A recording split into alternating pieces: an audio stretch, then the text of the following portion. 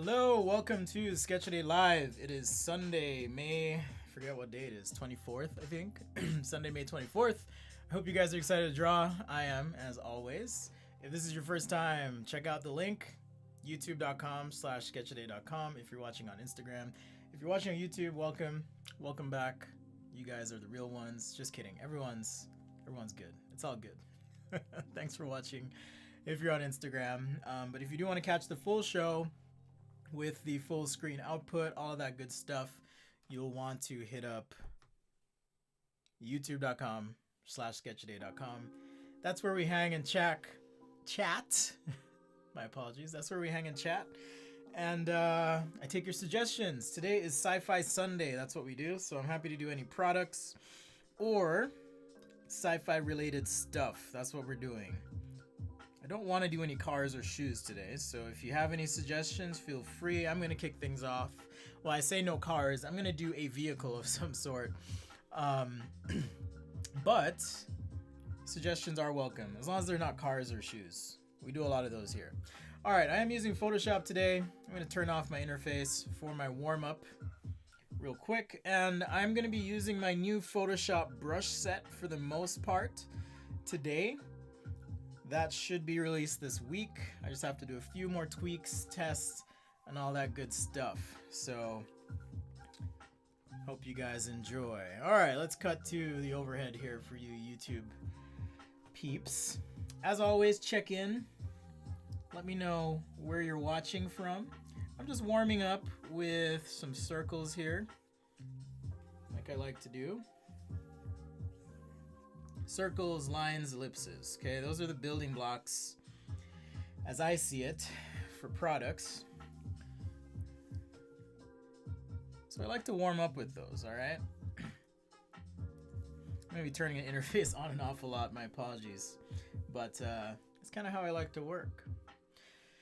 We got a request already. Star Wars related stuff. Laceless design challenge slides. I don't really want to do those. Wacom sketches. Yes. Oh, I should say, welcome Svetlana, and shout out. Svetlana is our newest Patreon. You will be receiving a sticker as a thank you, as well as an invite to our Patreon pre-show.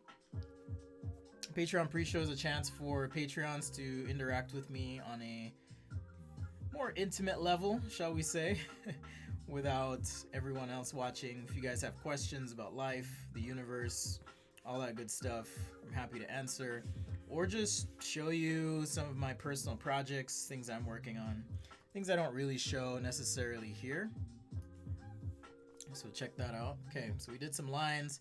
Normally I would do a few more rounds of lines, but we're just gonna keep it easy today. I don't typically use tools or helps. I'm going to try and limit my undos today. One of the things with digital sketching is I feel as though it's really easy to slip into wanting to do lots of undo and zoom, which is fine. There's nothing wrong with it. I'm just saying I like the challenge. Okay, challenges keep me sharp. Again, thank you and welcome to Svetlana and the other Patreons. I know we have Jordan, Luke. Latrice is usually here. There's Latrice. Blessings to you too, my friend. Matt, I don't know if Matt's joining another Patreon, but I just want to say thank you. It means a lot that you're here watching, your support and all that. I think I mentioned last time I have been watching with my kids anyways, the show on Netflix, She-Ra. Have you guys been watching that, or have you seen it? They wanted me to watch it with them one day, and I was like, okay. And as soon as I started, I was like, this is really good. Like, the new Voltron is really good as well. For those of us who grew up watching stuff like that. I'm trying to get my kids into Dragon Ball Z, but no luck yet. So we'll see. What's up, Sam? Matt? Okay, Matt's here. Yeah. Shaz, welcome. Monty Man, are you new? Is this your first time? Should I assume that you're from Montana? Okay, as always, I like to show you the value of warming up. Here's a pretty, this is your one car you'll get today. This is my example I like to give. I'm using my new digital lead pencil for Photoshop. That's what I'm using today. But if I pick a couple of these ellipses here, right? It's pretty easy. You guys know the drill for those who've seen it before. It's pretty easy to pick out a car from the mess here. And of course, the more you do it, the better you get. So don't ignore your warm-up sketches. Super important for all sorts of products, really, not just cars. Like I was saying, a lot of products have ellipses, lines, and so forth on them. I guess it is Sci-Fi Sunday, so I probably should have made this more of a sci-fi vehicle. But it's all good. Maybe it's a future Lexus or something. Doesn't Lexus have that butterfly grill? Something like that. I don't know. We're just having fun. All right.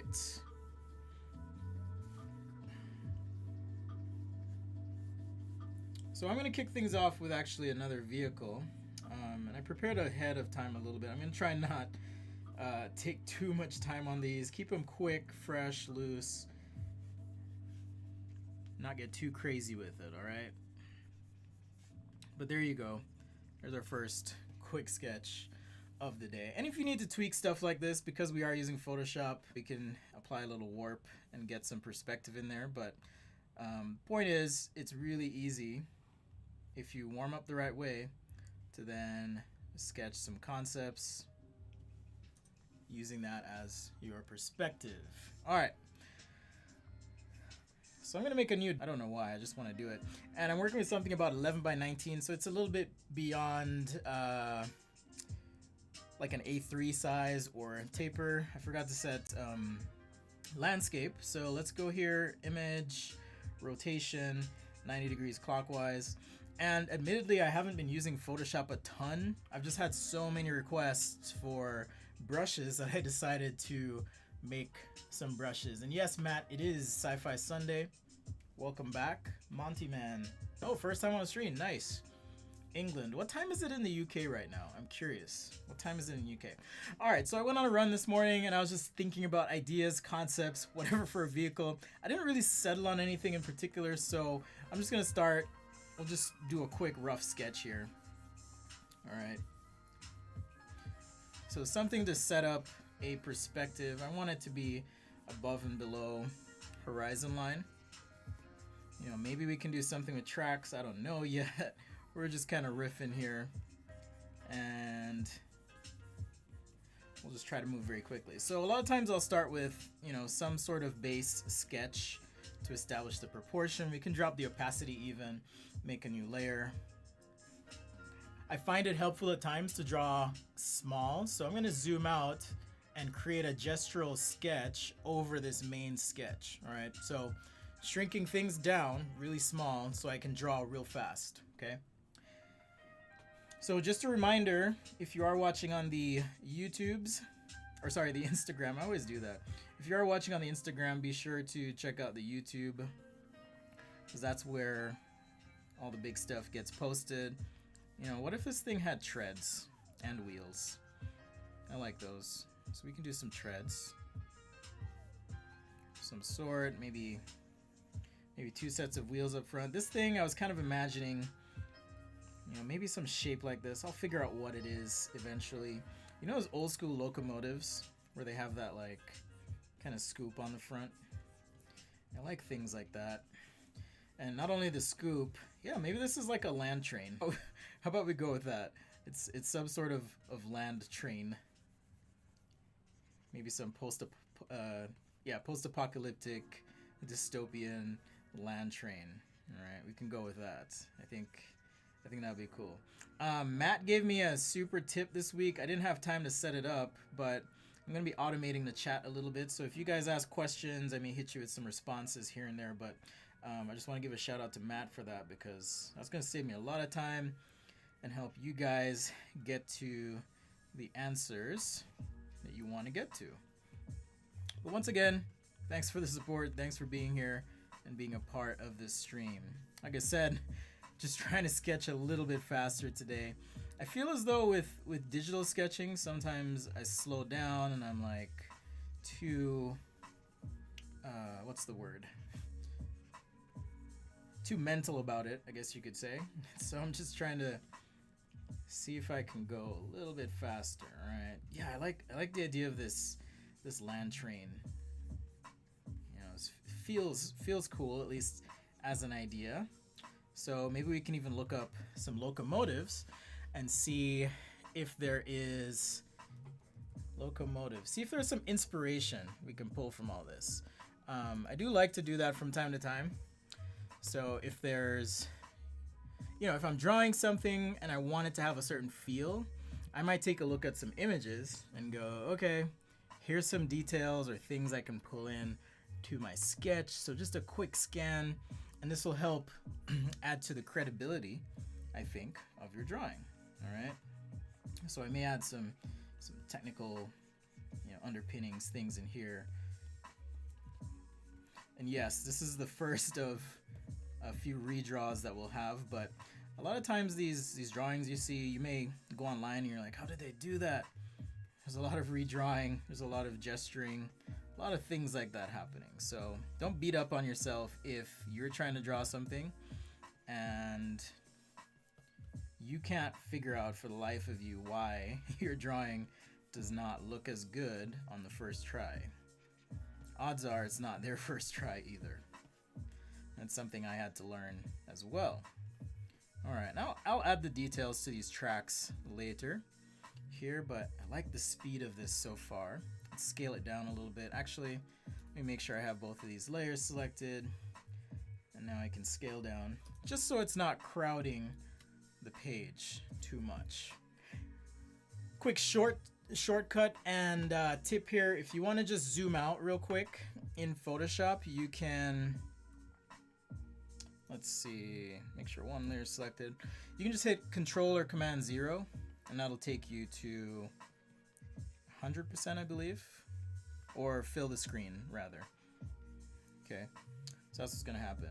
Let's see, Monty Man's asking, do I stream every day? Not yet, but I'm seriously considering it. Hopefully you guys are enjoying the recaps. I uploaded a bunch this morning. And the recaps are just meant for you guys to have an easy way to find something. So if there's something in the stream and you want to find it again later, that'll be there in the recap. You can check it out and so on.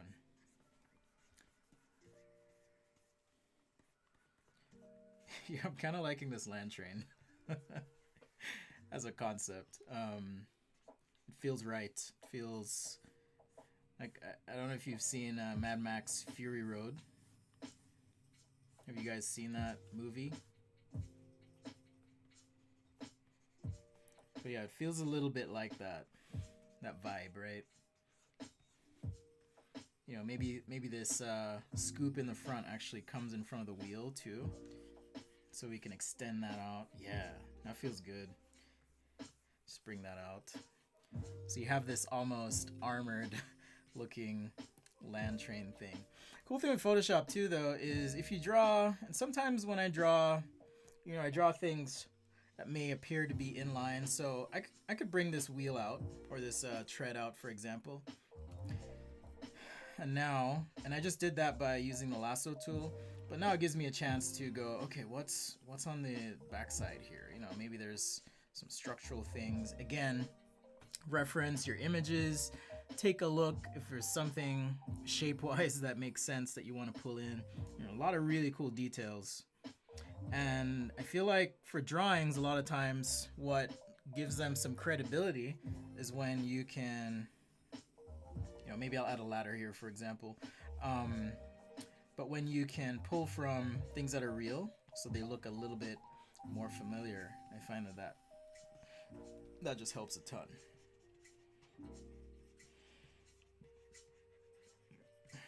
Also, pardon me, I just had lunch, so I'm like, I don't know if you've had like a big lunch and then you just feel a little heavy afterwards.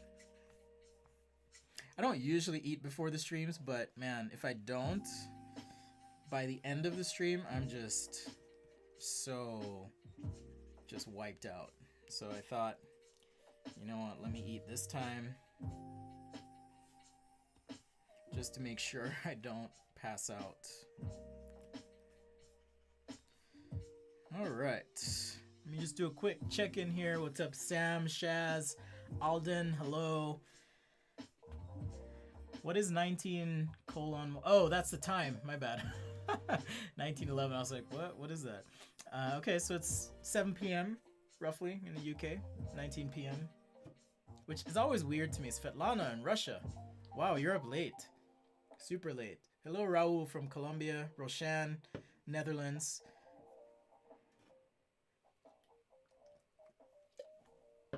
You know, I've seen that movie. Well, I haven't seen the movie Death Race, Roshan, but I've certainly heard of it.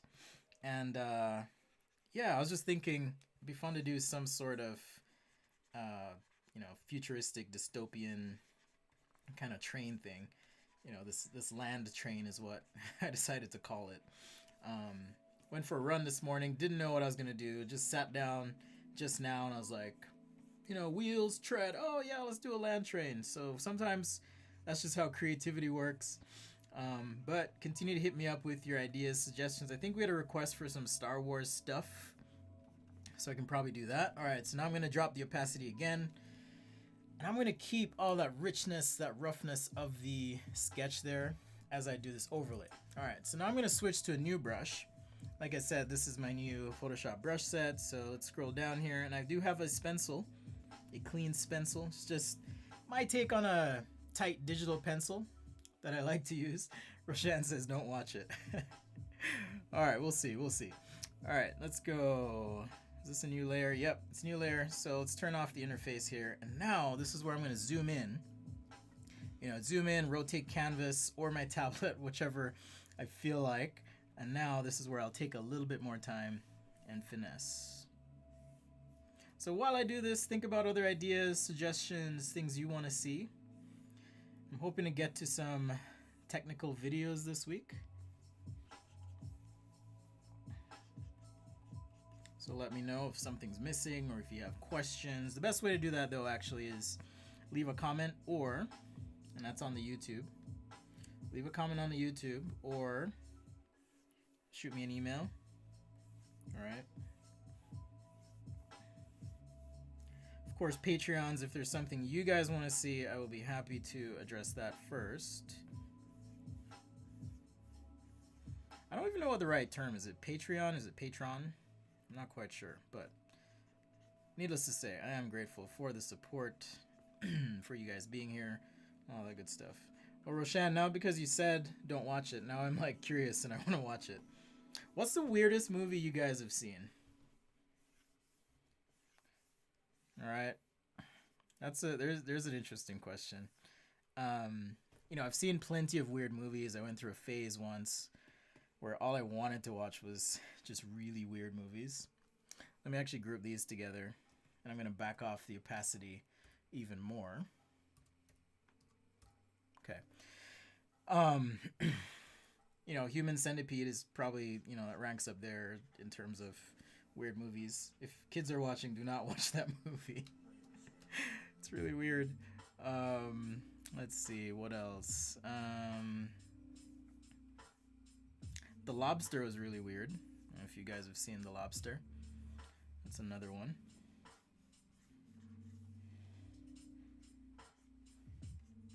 Super weird movie.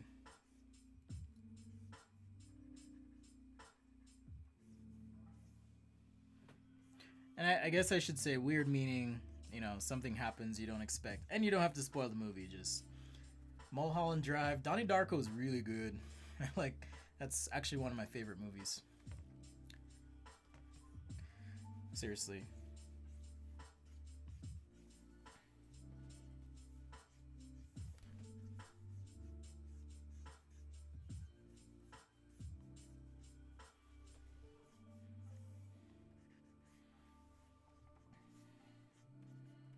What else we got? A gramophone. Okay. Maybe we could do like a steampunk gramophone or something. Some sort of steampunk audio device. How about that? In fact, let me write that down so I don't forget.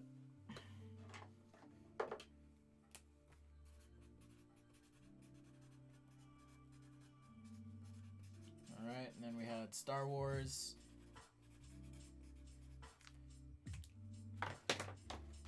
What's up, Okan? Thank you for the request. Unfortunately, I am doing sci-fi stuff. So if I can do a water bottle, it'll probably happen at the end. So my focus right now is just doing some sci-fi sketches. Kind of do that on Sundays. Wednesday is typically the product show, where we do product concepts. Sundays I like to keep for sci-fi though. I guess I could do a sci-fi water bottle. I don't know what that would look like. I'm starting to feel like I have a certain approach to cabins that I like. I like this bubble thing with these supports, you know, and then I can draw the backside in here. Maybe add some details as we go. All right. Also, I should mention, I do fancy myself more of a line artist than I do a painter. So I'm gonna focus on, I think last time I tried to paint and it was kind of awkward. That's not to say I don't need the practice. I do need the practice, but I'll spare you guys this week.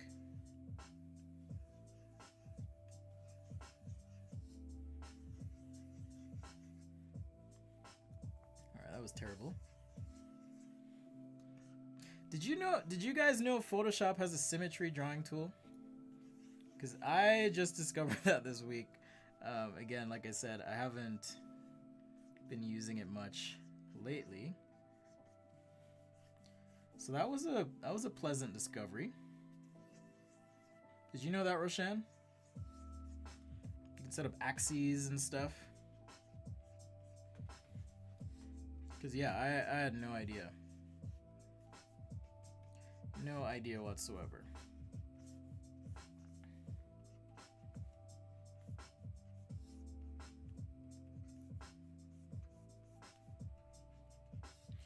All right, this is Sketch-A-Day Live, Sunday, May 24th. Thanks for joining. Sci-Fi Sunday. So I'm doing a land train because I felt like it.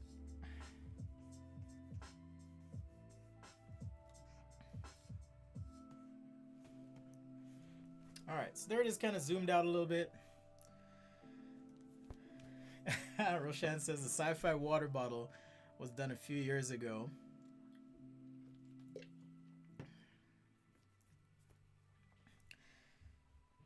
By Fuse Project. Fuse Project, a design firm in the Bay Area in San Francisco, if you don't know who they are. You know, not everyone here is an industrial designer, so check it out. I'm trying to think of some products you might recognize that they did. I know for sure they did the Jawbone series. If you remember the One Laptop Per Child project, they also did that. I'm going deep in the archives here. Anyhow, they tend to put 3D surfaces on everything. That's kind of their signature. And some people like that. Alright, so let's keep going here with our concept.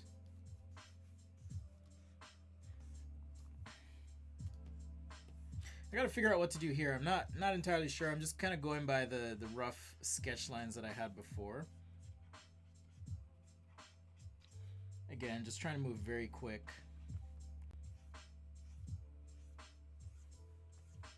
Keep it loose.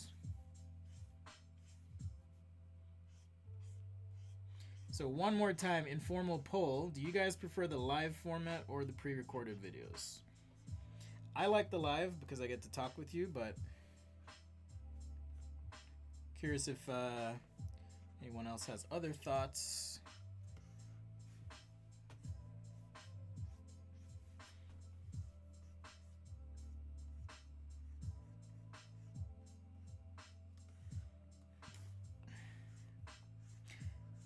Also uploaded, well, I didn't upload, I posted to my blog yesterday. I had a chance to work with the Advanced Design Organization. They're based out of Chicago, and we interviewed, well, not really interviewed, well, I guess a little bit. I had a chat with my first boss out of college, which was pretty fun to just reminisce. And I had a lot of thoughts during the chat, but didn't want to interrupt him, you know. Anyhow, I shared a little anecdote on my blog just about working hard. I guess I can just tell you here.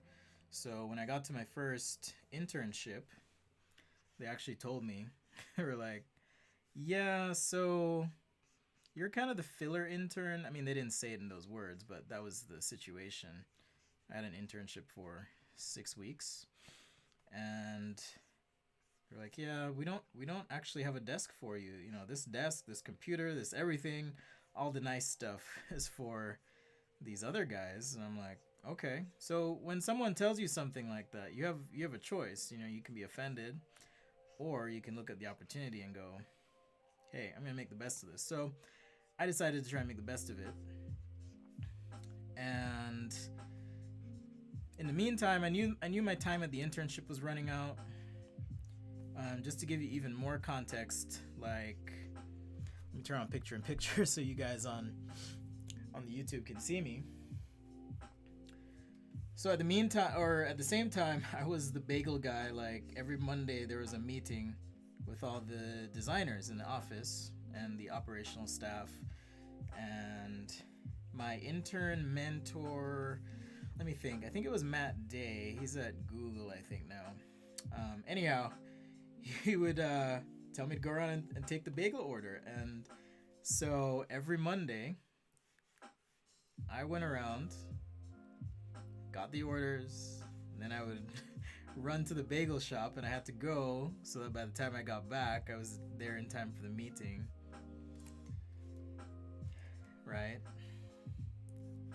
And it was a learning experience, absolutely. Like, did I have to get bagels? No. But I think for me it was important just to show that I was willing to work hard. So I did that. Actually applied for an internship at Target in Minneapolis, and they have a great internship program. At least I don't know what it's like nowadays, but back then it was pretty fantastic of an internship program. And so I get accepted, you know, have a phone call, they see my portfolio, it's like, yes, let's take you. And I go back to one of my coworkers, or I guess bosses at Astro. I'm like, hey, I got this, I'm gonna be leaving. They're like, why are you leaving? Like, well, you know, this was only for 6 weeks. And they're like, you don't have to go, we love having you. And I was just blown away, because here I am thinking I'm the filler intern, and because of hard work, turned that into an opportunity. And ultimately, when I graduated, that was where I ended up working. That was my first job. I had gone on to intern at GM the summer after that. Had a great time there as well. Learned a ton of what I didn't want to do, but also just learned a lot of good habits, practices, techniques, all of that stuff. So yeah, whatever opportunity comes your way, in other words, you know, try and figure out a way to make the best of it.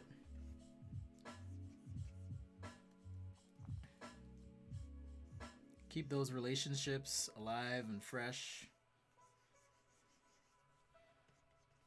Invest in people, because you never know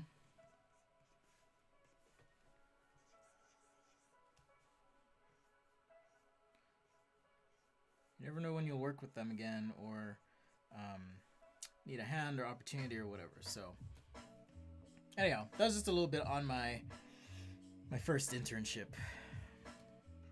Okay, let's finish up the treads here, and then we'll start adding some color and texture and so forth. I'm going to try and, again, do this really quickly. We're, 30 minutes in, so we're making good time here.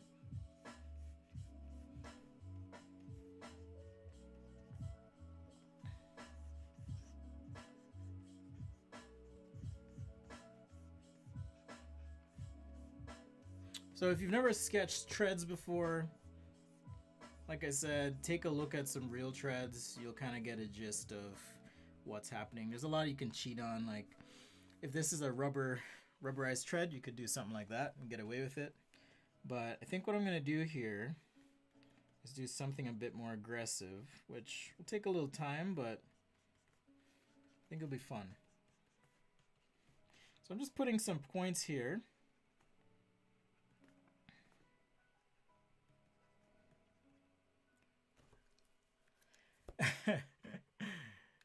Roshan says, meanwhile, the intern at Astro Studios is pre-ordering bagels right now. Maybe. Maybe they are.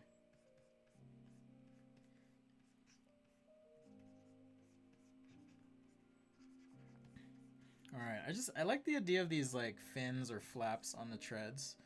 So I gotta figure out a way to make this a little easier for myself. Let me just throw in a couple lightly sketched lines to kind of guide where these points will be, which will make it a little easier. Like so. And down the middle as well.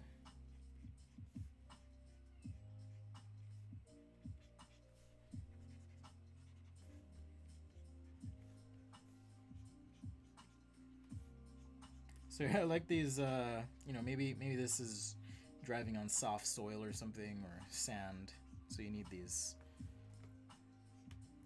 fins or flanges coming off the treads.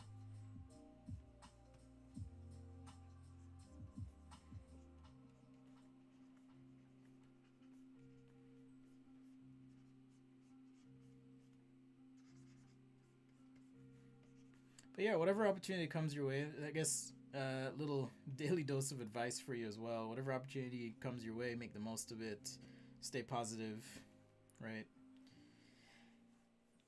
I have an article coming out in the Industrial Design Society of America quarterly. I won't spoil it for you, but it has to do with a little bit about work ethic. So when that drops, I will tell you, or at least repost or post it. I don't know. I don't know what the protocol is. I gotta talk to the peeps there, and then I'll see. So Sketch Day Live, thanks for hanging out. If you do want to catch the full stream, remember, if you're on Instagram, hit up youtube.com/sketchaday.com. That's where we hang and chat, discuss things. This happens 3 times a week. Wednesdays, Sundays, and Fridays. You're here for the Sunday show. Usually I go around 2, but I think 12 is a pretty good time. So then I'm not totally ignoring my children. A little later, it was a bit more difficult. By the time I'm done with the stream, I can feed them lunch. They'll be alive. And then I do this Wednesdays at 4 or 5 p.m. Pacific. Just depends on the day, what's happening. I'll post a reminder on Instagram, as well as if you subscribe to the YouTube and have alerts on, you'll know when I go live.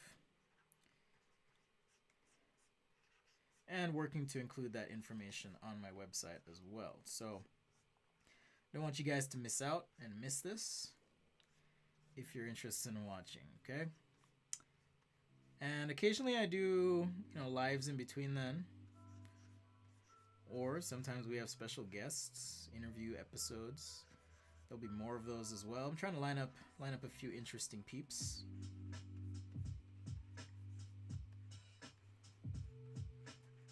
Maybe even have a guest sketcher, we'll see. Alright, so let's get the rest of this done. I'm just going to throw some coggy wheelie things in here. Again, if you need the reference, you can always, in this case, look up construction equipment, see what's happening, and then make your best approximation of it. I'm not interested in one-to-one with stuff like this, but rather just creating the overall effect. So that's kind of my approach. Granted, there's some heavy equipment designer out there going, "What is that? What are you doing?" To which I'd say, "I'm having fun, man. What are you doing?"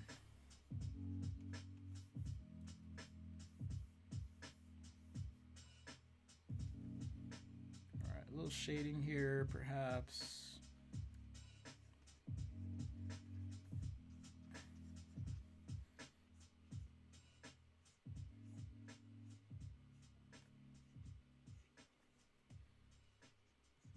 All right. I call these sci-fi lines and details. But if you know, at the same time, I'm thinking about in terms of functional things. Like, what if you need to remove this cover? You probably need some grip points, right? You need fasteners here and there. But in reality, I like to think of them just as sci-fi lines, if you will.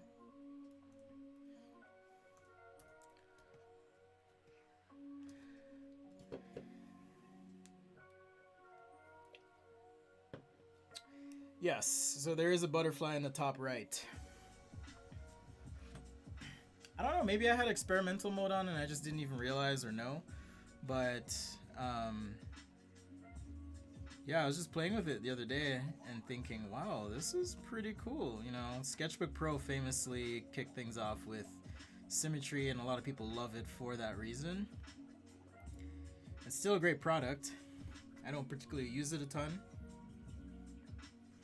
How about we throw a hatch on the side? But yeah, I don't use it a ton, so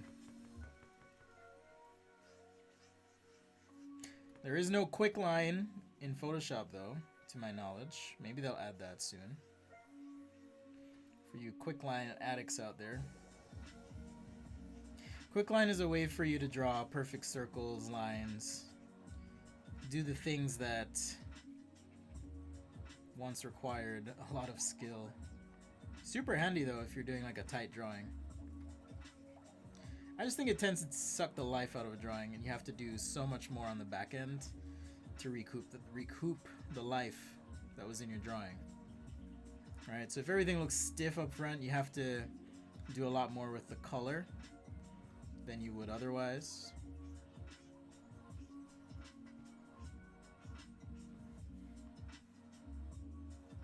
I also find in my case that it communicates to clients a certain level of finish unintentionally. It's like, oh, this looks great, it's perfect. Can I pay you now? I'm like, whoa, we're not even done, I'm just starting. I've had that happen a few times. Not because of Quicklime, but because something's too finished.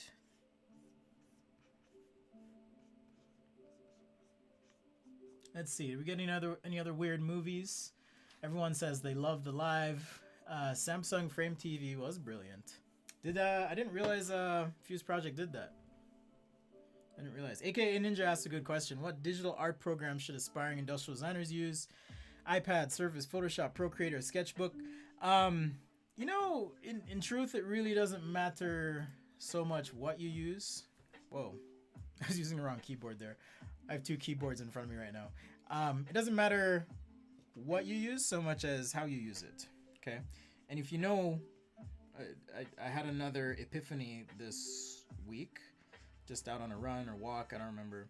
But if you understand the why behind something, the how really doesn't. It's not as difficult, the how, right? So, in other words, regardless of the tool, if you understand the why, you know, why light works the way it does, why we use line weights the way we do as artists, why proportion matters, all this stuff. If you understand the why, it just makes the how so much more obvious. Or you come up with your own techniques, because really it's about the why, not the how. Maybe that's a new article in the making, we'll see.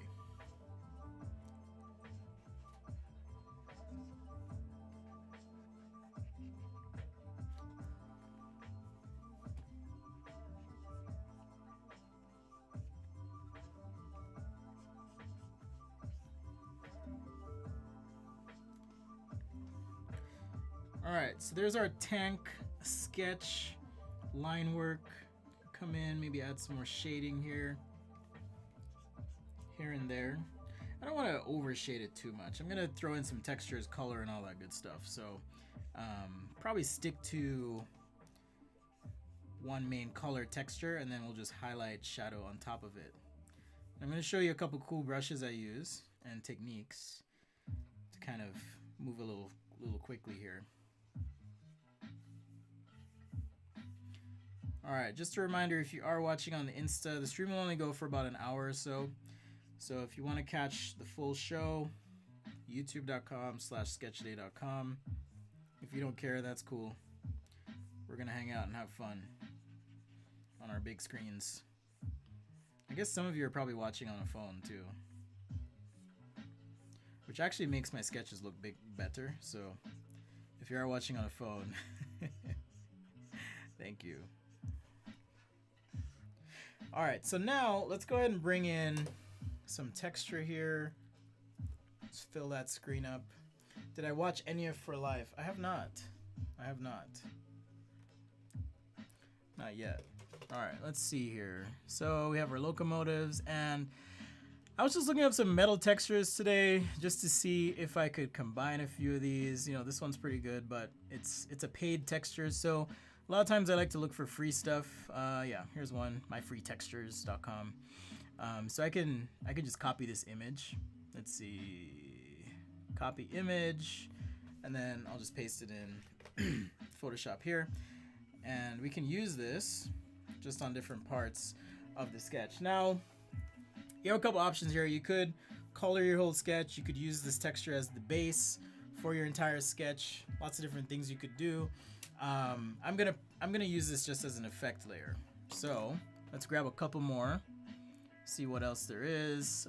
10 free rusty metal textures. That's cool. See what we can do here. Nope, not found. That stinks. I didn't check this site before, so at least I didn't load up anything unsavory. Let's see if I can find something else real quick. Public domain textures. So these might be free. Public domain pictures. I'm gonna copy this image. Go ahead and paste that. All right, so this is probably enough for now. If I need any more, I'll pull those in. And on a new layer, I'll put this in the back. Let's just apply a quick base color. Okay, I'm just gonna use a simple brush here. Let's see, just a simple round brush. I thought about including like a fill brush in my kit or set, but the default's actually pretty good. I don't need to do that to you guys. So you can do this a couple ways. You can just paint the border. Sometimes I will actually use the lasso as well. If you hold shift and click, that's a good way to create a straight line in Photoshop. Alright, but my goal here is just to paint the outline. And this layer, I can quickly load the selection, so to speak.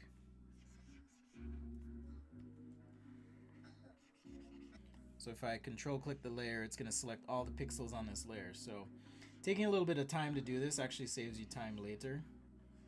It doesn't have to be perfect. So like I said, the lines carry this sketch as well. Let's fill that in. So now we have some color there, and now we can start to play with the texture as well. I'm actually gonna adjust this a little bit. I want it a little lighter, so play with my levels, hit that like so. I haven't seen Cloud Atlas yet, but I do like the Wachowskis. I heard they're making a new Matrix movie, so we'll see how that goes. Alright, so let's play with these textures now. You know, you can use them small or big. I'm trying to think here which way I want to go with this. Let's go with small for this guy. And start to just erase what we don't need. Because again, this is just going to be used with some blending mode, right? And if I adjust the layers, and so I get that texture like so, and then I can play with these blending modes until I find a nice mix, right? And that might be something like color burn here, adjust the opacity, and now I have kind of a texture to start, And we can duplicate, move, scale, transform this, whatever we need to do in here. Okay, just like that. Do the same thing with the other texture as well. This one, I kind of like the colors though. So I'm gonna go ahead and use my the mask, and there's this little link between your layer and your mask. If you click that, you can move the pixels around independent of the mask on your layer. So that just means now when I transform, I can transform outside, or yeah, I can make this big enough that, you know, it covers a large portion of the image here, but it's not overwhelming. Okay, so let's go ahead and erase some of this. One thing I haven't figured out with my brushes yet, and I don't know why, it's partly why I haven't released them. In fact, I was using the wrong set there. Let's see. Here we go. Is some of the brushes work as erasers and some don't. And I'm trying to figure out a way to fix that. So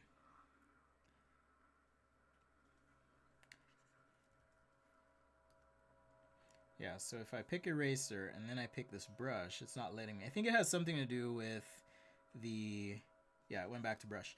I think it has something to do with the way the brush is created. So I just need to look into that a little bit more and I'll figure it out. So for now, let's just use one of these brushes I already have here. See if I can do a little bit of erasing. And my goal is to make this texture, right, feel like maybe some rust on the surface. Oh, interesting. That brush didn't work either. All right, let's see what we can do here. I'm just gonna do a fade then, until I do some more research and figure it out. Okay, so on the top of the train, let's get some light in so you can kind of see where I'm going with this. And as I do this, I'm using the Polygonal Lasso tool, partly because it's just faster.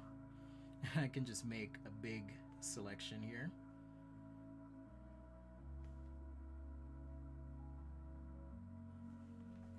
Like so. And let's go ahead and fill that and use some white. And if I adjust the opacity, it now acts kind of like a highlight on the layer. If we want to soften that, we can as well. Adjust the opacity and so forth. We can do the same thing with those dark bits, areas that would be in shadow. You can brush this in, you can lasso it in. Like I said, I like the lasso because it is pretty fast. Let me see. That'll be in shadow under the wheels here, or the wheel well. I'll probably have to do some erasing, but that's okay. And let's get the underside here and complete our shape. New layer. I always try to work on a new layer, as that's just gonna help help me be a bit more organized. How did I train to reach this high level of skills? Well, you practice every day. You do a little bit of something every day, and eventually you find that you're getting better. And usually you can tell, you know, people will notice your work. A good way to do it, honestly, and I think what's made a big difference for me, is if you put your work out there. Okay, so let's play with one of these markers and I'll just show you. But if you put your work out there, it opens yourself up to criticism really quickly, because everyone has an opinion about stuff. So that's one way, and you'll get a lot of feedback very quickly if you do that. All right, so just painting with some white here. I'm trying to bring out some of these pipes on the side. Now, a lot of this just depends on the light in your scene. So if you're outdoors, you might want to use a bluish tint, whatever. I'm not going to worry too much about it right now. But we're just painting with light and shadow. That's basically it.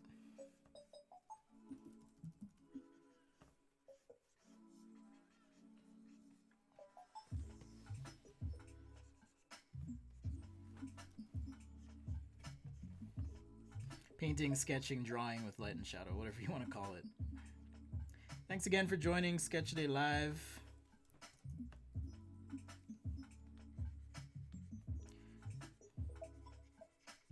So here on the treads, I actually made a layer and put that on the very top because I want to capture just a little hit of light on the tops of some of these things. And sometimes painting over the sketch lines can help add, you know, not that this is a shiny train per se, but that glow effect is just a lot nicer when it's above the sketch, I think.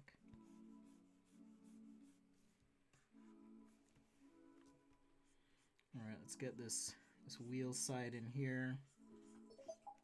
Cool thing about painting with light and shadow is after this, I can just pick whatever color I want underneath and play with the blending modes, and I should have a decent blend. Meaning this work is not in vain. I can change things, right? It's almost like sketching or drawing on toned paper. If you've ever seen that, if you caught, I did it on a live stream a little while back.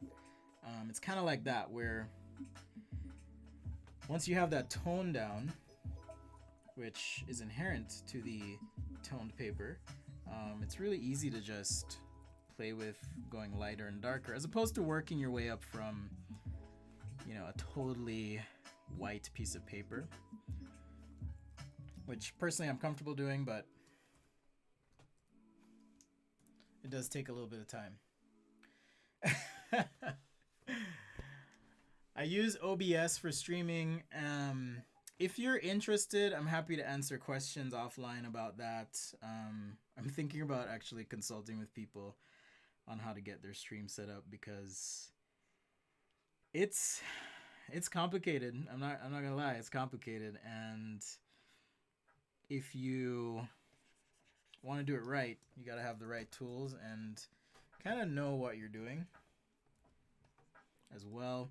Okay, so I have this Spatter Brush as a part of my kit as well, so I'll use that just to add some texture where I may not have with this base texture that I created. You know, this midsection is really rusty. We'll pull out some of these lines with some highlights when we're ready. And under here, let's go ahead and add some texture on our little treads on the wheels. I'll probably add some lighter speckles as well. The reason for that would be, you know, if this thing's kicking up dust as it's blazing through the desert or dirt or whatever, we'd want to capture some of that as well. Alright, Sketch Day Live, thanks again. Play with your opacity, you can pull out some details.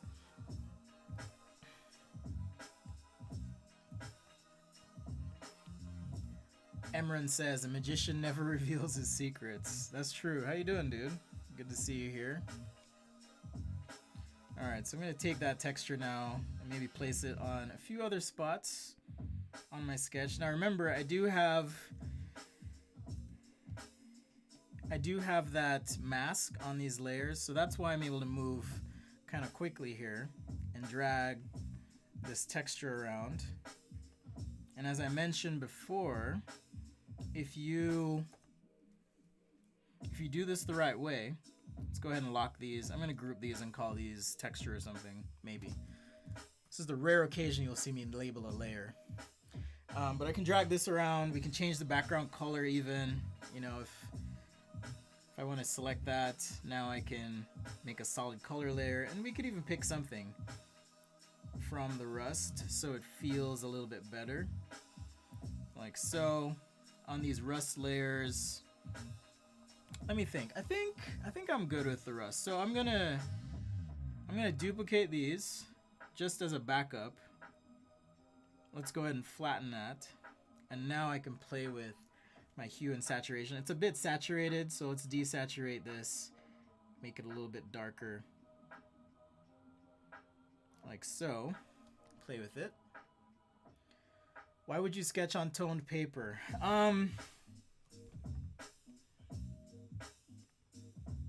It's not my favorite thing to do, but some people love it. It certainly gets you a lot of attraction online because there's a, I don't know, wow factor to it, I guess. People like seeing it. Wow, that's cool. But it's an easy way to quickly build up contrast in a sketch, get some values. So I would say that's probably one reason. Roshan, I don't know if you want to chime in and answer that one. I know it's not your show, but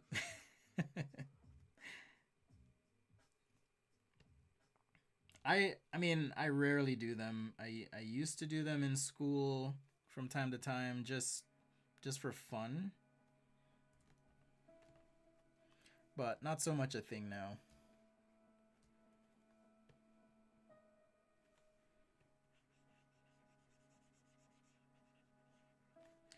All right, so here we go. We're getting pretty close. I just need to pull some more value out of this side, get some of these pipes shining a bit more. Trying to think if I covered up my marker layer. I don't think I did, so let's try and recover that. Okay. In Photoshop as well, if you hold Command, if you've changed your settings like I have, or sometimes you can, if you're on that arrow tool, there's an option for you to go auto select layer. I don't like it because no matter where you tap, it's just gonna pick that layer. So if you turn that off, if you hold Command and click, it'll click the layer that the pixels are being referenced. The other thing you can do is you can right click and it'll give you a rundown of all the layers that you're working with. So you can pick that layer and then move it, transform, and do all the stuff you need to do. All right.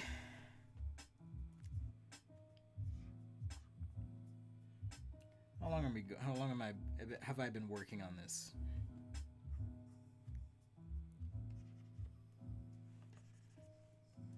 Why is that so light?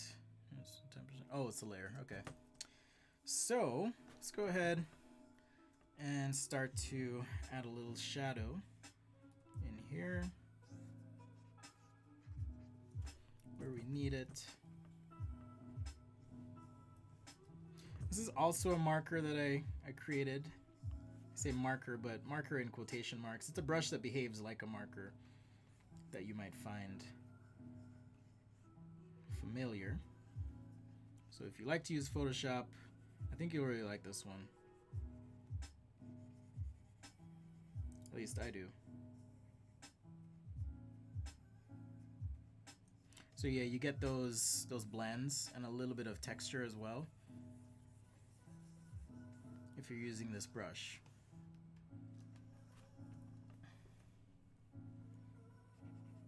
Yeah, I don't think, I'm trying to think if I've even done a toned paper at work. I don't think I have.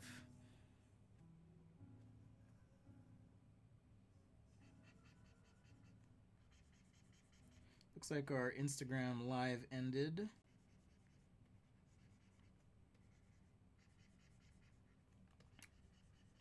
So yeah, just using this marker now, I can add some value. And you'll see here how contrast just helps really, I think, pull out the details. And again, if you understand the why, the how, is just that much easier. So I believe Svetlana and Tom signed up for a certain level on Patreon that will get them access to some guides. So I'm going to start putting those together. I think you guys are the first ones to sign up for that, so I appreciate it.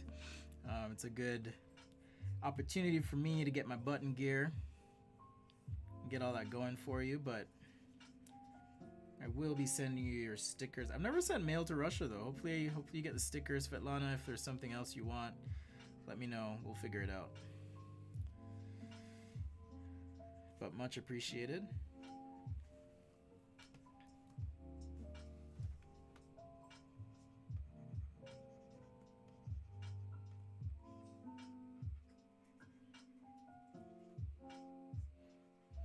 Yeah, this brush is really nice to use. And I'm not just saying that because I made it, but I mean, that too. But it is quite a joy. And when I make my brushes, I think I mentioned this last time, I actually take real samples of textures and, you know, take a lot of time to really fine tune things. So hopefully you enjoy them when they're released.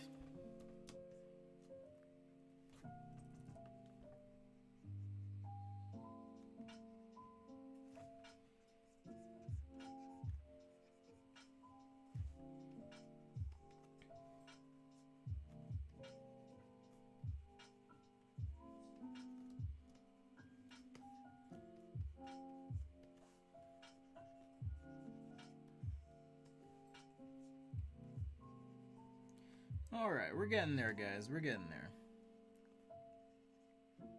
I think next I'll do, I can do a lightsaber. I could do some sort of alien creature.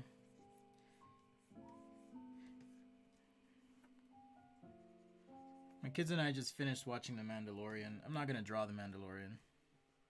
Or the guy, whatever his name is.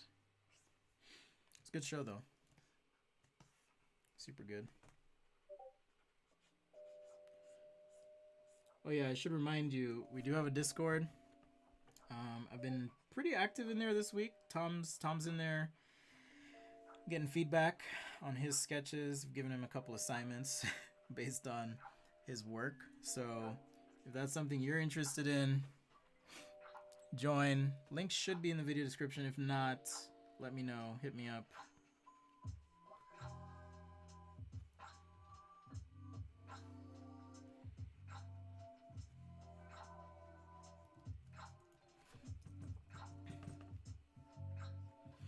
Oh, I should mention as well, the cool thing about this brush is, or one of the cool things rather, it actually, let's see, let's change that to multiply. It'll actually follow your stroke as well, which is super handy. So, like that, instead of being a straight chisel, okay? And it does have that build up, like I was saying. So if you do want that kind of marker stroke, check that out. See, Roshan says the advantage of tone paper is the base color has a mid-tone. Yep. So it's saving time. I mean, basically that's what I've done here, is establish some mid-tone of sorts. And then on top of this, I can paint with my highlights and shadows. It's a bit too much on that one. Just want to pull some more detail out of the back here, so bear with me, guys. And I actually think I made a mistake. I changed one of my layers to multiply when it had some white on it, so I'll just have to redo some of these little highlights under here that I had added. But it's all good.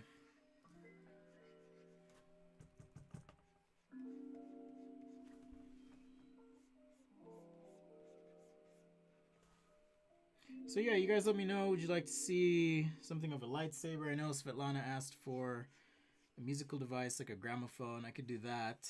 Maybe a steampunk version of one. That'll be fun.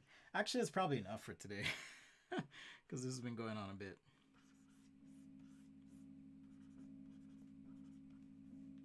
All right. Okay, so now I'm going to switch to, let's see. I'll use this ballpoint pen. I'll use this one. And the goal here is to just create a little bit of definition. I'm going to put this on the very top. Just a little bit of definition here now on some of these part lines. Okay.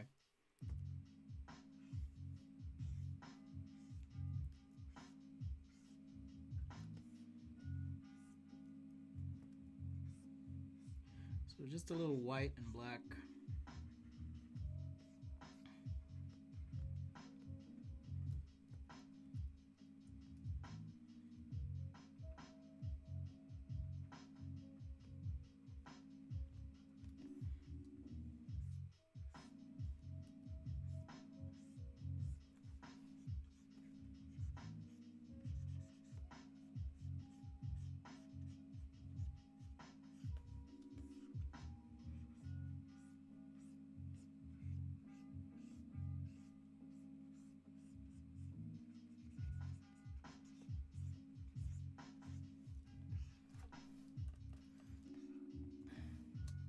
right, stuff like that.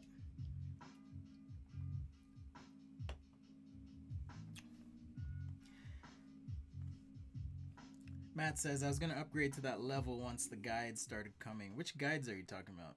I'm a little confused. Maybe I missed that reference. My apologies if I did.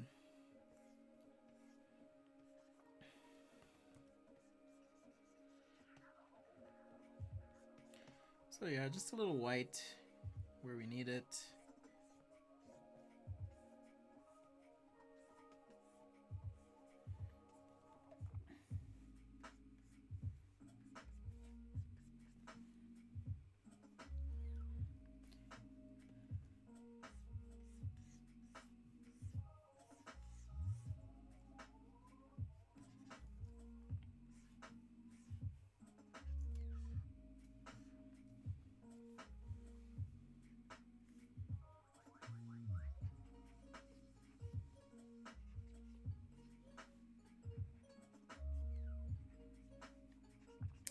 I think I forgot to post about the stream on Facebook today. There's always something.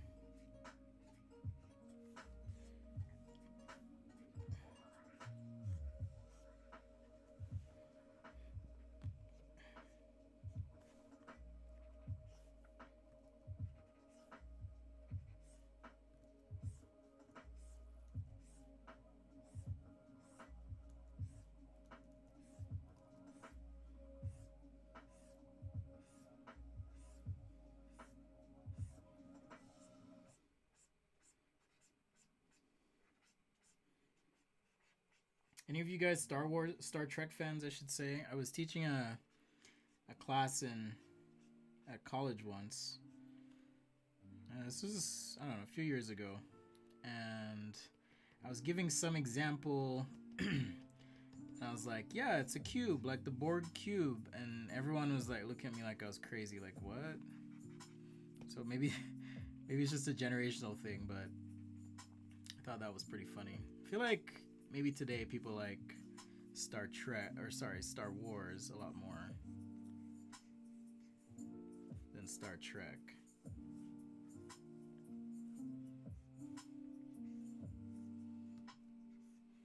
In truth, this thing would not be that shiny, but cheating a little bit just to pull out the details I want.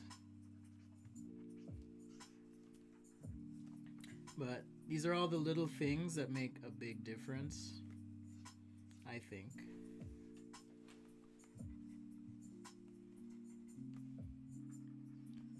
All right.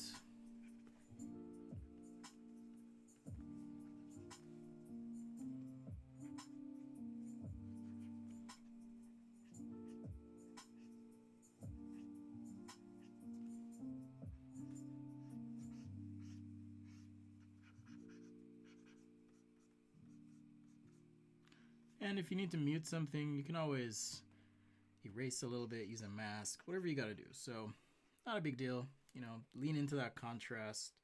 See if it helps you pull out your form and your shapes as you go. Okay, a couple more things here and I think we're good.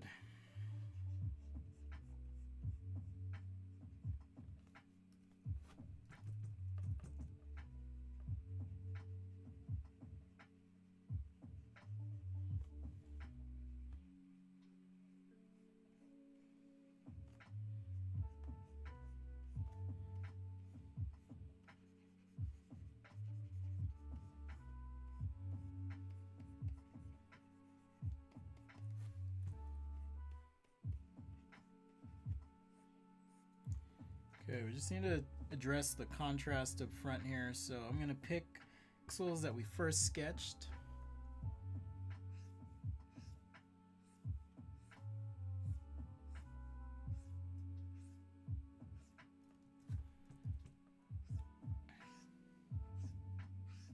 I can use that to just mask things. And I'm a little bit intense on my dark area there, so let's just take this eraser, just kind of lighten things up a little bit.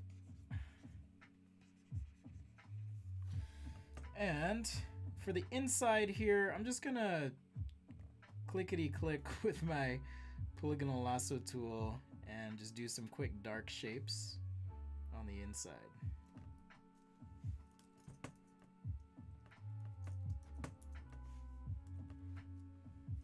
All right, something like that.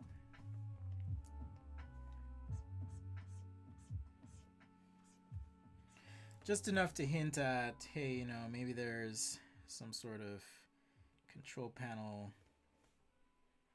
And you can do this very quickly with the Polygonal tool.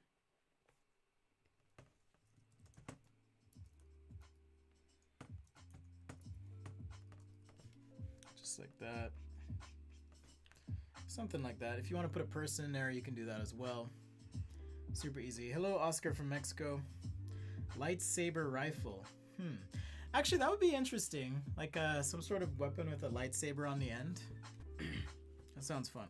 Okay, I want to ground this a bit, so I'm gonna add just to wrap it up a little contact shadow here on the ground.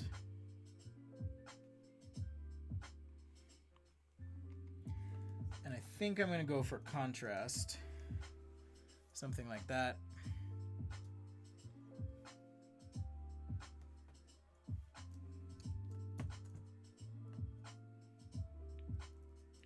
And I just want to lighten up the front here just a little bit, guys. So let's use my, I've got a few highlighter options that I can use, little airbrushes. What's cool about these is they have a core. Okay, so a nice defined core. You don't find that on a typical airbrush.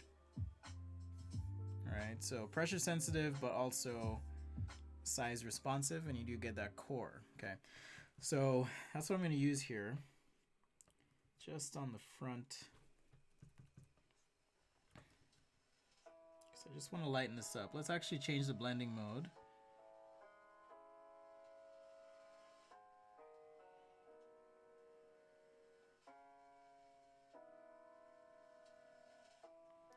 How about we do, what was it, overlay? And now erase what I don't need.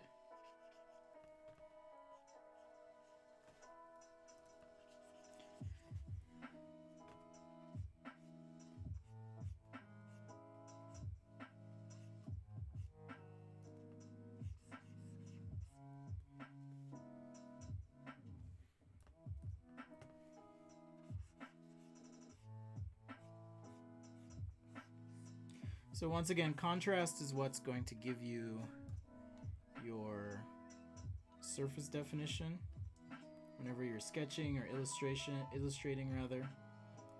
Contrast is your friend. Don't be afraid to punch it up like I'm gonna do here. These teeth they're kind of getting a little bit lost.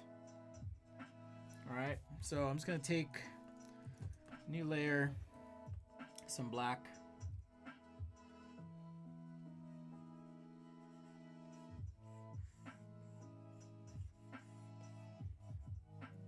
Just like that.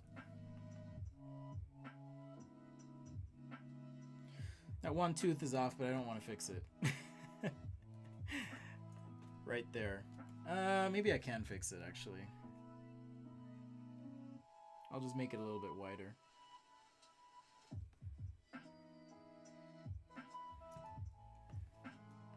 And then I'll fudge it with maybe some color like this. And use my marker brush.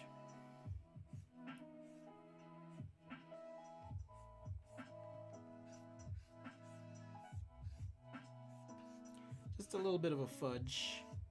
When I say fudge, I mean just doing what you can to fix or correct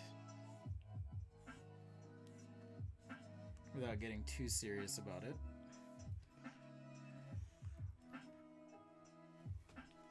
All right, so there's our little tank, land train, if you will.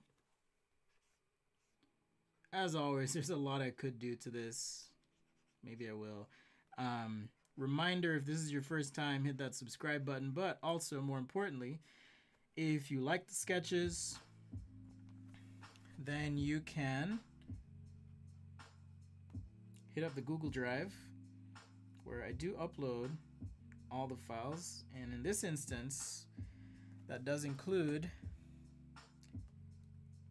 the PSD file.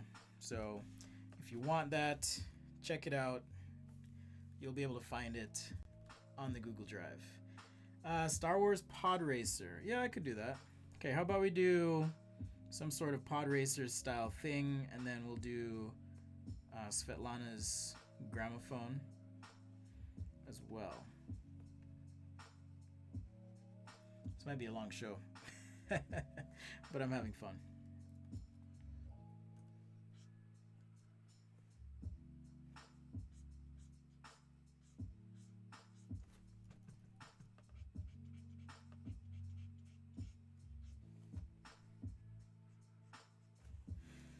All right. Okay, so there's our first sketch. I'm going to go ahead and save this.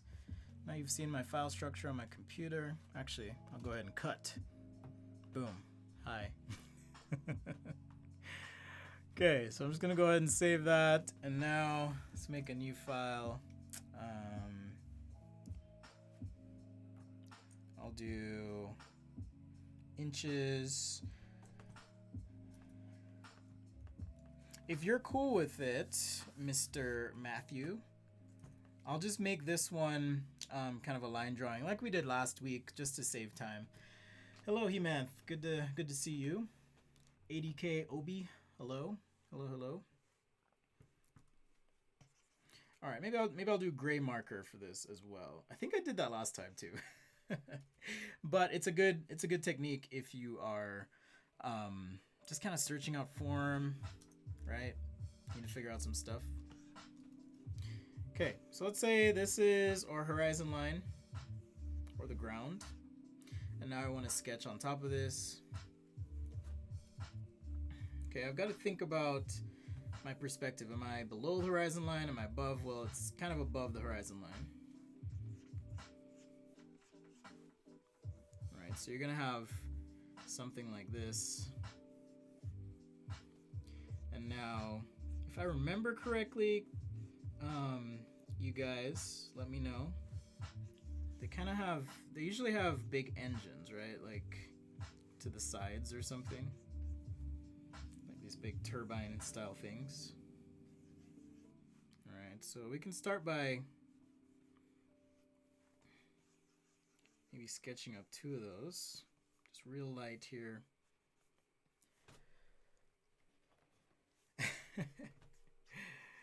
Matt says he'll allow it. Thank you, Matt. The problem with this pod racer, though, well, actually, I mean, the cab could be in the back, right? So if this is our center line, roughly, which that was pretty close, then our pod could be, you know, maybe a bit above or something. Because don't they like connect up top or something? I'll just throw a cylinder up here to start, and then maybe this is where we have our little exhaust flaps for these turbine engines of some sort. And maybe we can extend. So I'm gonna have to shrink this down now, which is totally fine. One of the advantages of working digitally is you can do that. So that is nice.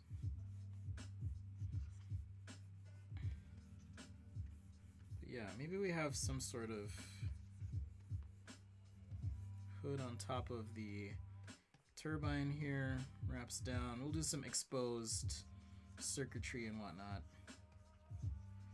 under that.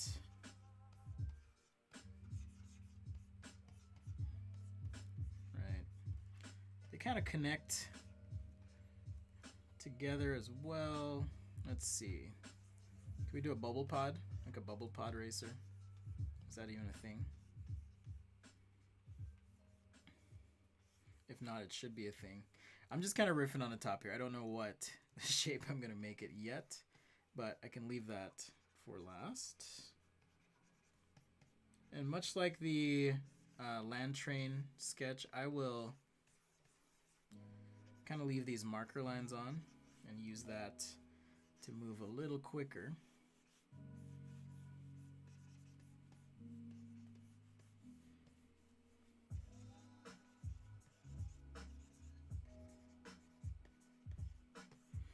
All right, something like that. Although I don't like how this is obscuring the connection to the pod. So how about we move the pod further up? Yeah, I don't remember what these things look like. All right, I'm gonna have to consult the book of knowledge here. Pod eraser. Just because I'm not quite sure what the top looks like. Okay. Yeah, we got the little connection. I was gonna do that. Yeah, the cables to the eraser thing. Okay, I think I can figure it out now.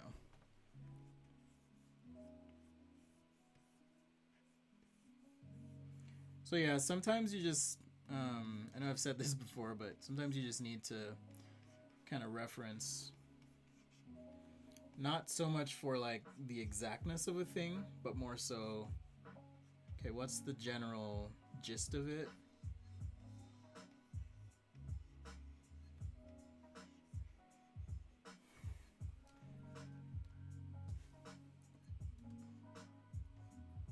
Yeah, it's like, what's the general gist of this thing, and how do I kind of capture that?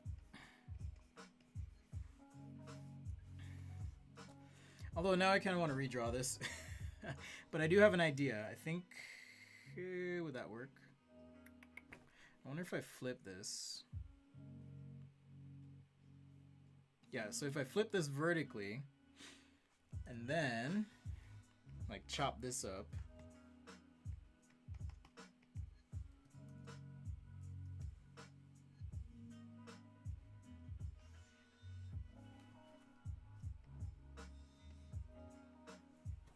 and let's go ahead and scale. Again, the beauty of Photoshop, man. You can just take your undersketch as I am here. And I want this one to be bigger. So I'm gonna take this, make it a little bigger. Like so. And now just take all these layers. So just so I have enough room here. All right.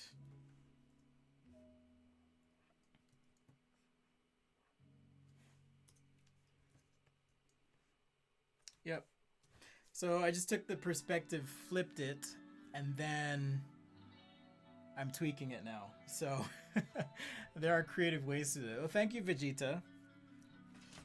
Yeah, I don't know how the algorithms work here, but I am not stopping, so we'll see. We'll see what happens. Vegeta said I deserve more fans, so thank you. Thank you for being here.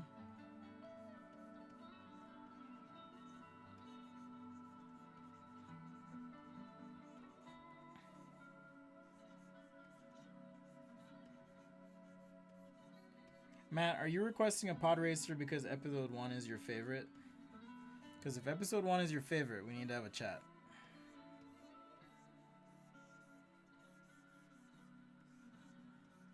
Just saying.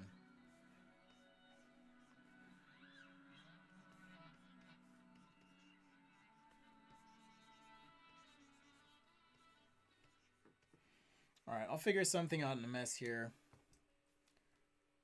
That's our underlay. How about I show you guys, let's see. I have this blue ballpoint. I call it a blue point pen. What's cool about it is like a regular biro or ballpoint. You can sketch and build up not only in the opacity but the depth of that color. Okay, so it's a lot like if you're used to sketching with a ballpoint pen, you will get that texture and all of that stuff. But I'm going to switch it to black because I want black lines. I just want to use the pen. I do wish there was an easier command for rotate. I haven't figured one out. Maybe you guys know of one. I feel like you'd know all the tips and tricks to Photoshop.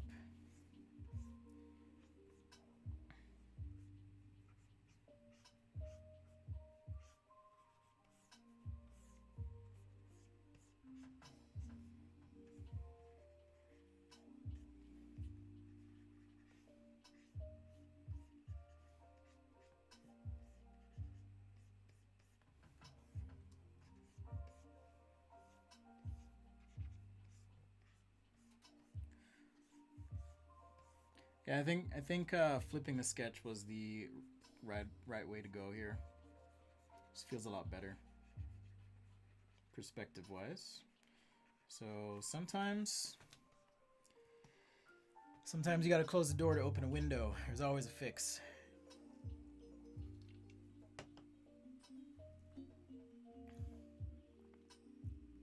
I like oh, Matt says nostalgia. Yeah, I get that. I liked, so I went, here's a little funny story for you guys. I went and saw Rise of Skywalker. That's the latest one, right? So I went and saw it when it came out, and it took me going in 3 times to make it through without falling asleep. 3 times. That's how bored I was, or tired.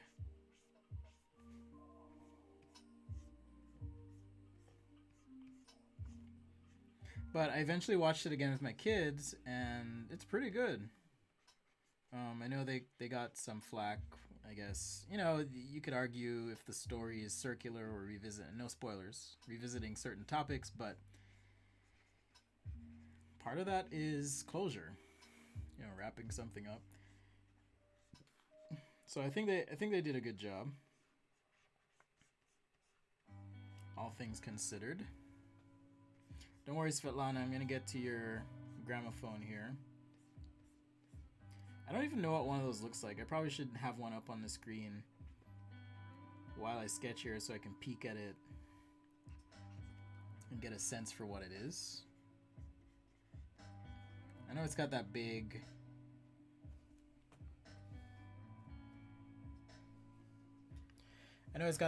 coil. Not coil, but audio thingy. I don't know what you call it.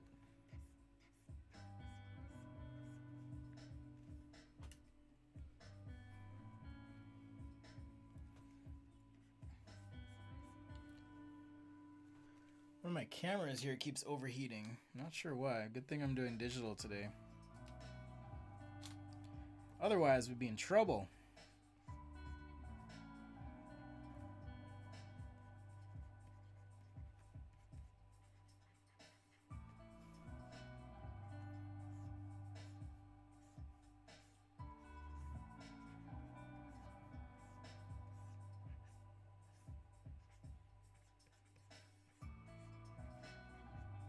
Yeah, pod racers are pretty cool. As far as concepts go. I remember seeing those and just going, whoa!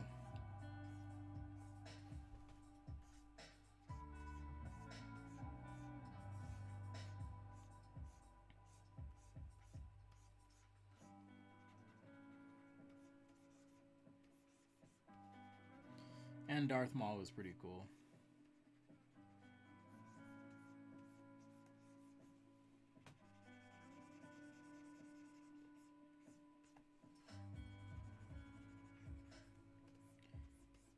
All right. Thanks for joining me on Sci-Fi Sunday. Appreciate you being here. Just a reminder, if you do want to support Sketch Day, there's a few ways to do that. First, watch the videos, of course. We have quite a few Patreons in chat, so much love to you and appreciation. If you're interested in being a Patreon and part of the pre-show, which we are going to do this Wednesday, last time I mixed up the times. Hopefully you can make it, Svetlana. I think that's going to be in the middle of the night for you, though, so I may have to open up a Sunday slot again. But if you want to, you can become a monthly supporter, Patreon, send you a sticker and a thank you and a virtual hug. Matt, has your sketch showed up yet? I am curious. Alright, so there's our second engine. Kate Hunt's art. Yeah, I've seen her. I've seen her sketches, and I'm trying to remember if I met her. I know she works for Adidas in Germany. It's so Generok. That's at least where I was. And I'm pretty sure I may have met her when I was training the designers there for a week. Pretty sure, but I could be wrong. I think I've said it before though, I don't like to spend a ton of time on sketches. If you've seen her time lapses, which are incredible, they're also mind-numbingly long. Like if you think about the time it takes to do all that,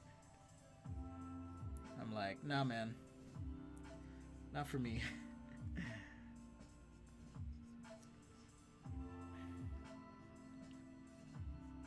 Also, if you caught the interview with Brett Lovelady, he said something interesting, which is he's a big picture guy, and I think in some ways that's me. Like, I can do the detail stuff, but it's not my favorite thing to do. I'm more like, here's kind of what I'm thinking, go. So that's what I like to do.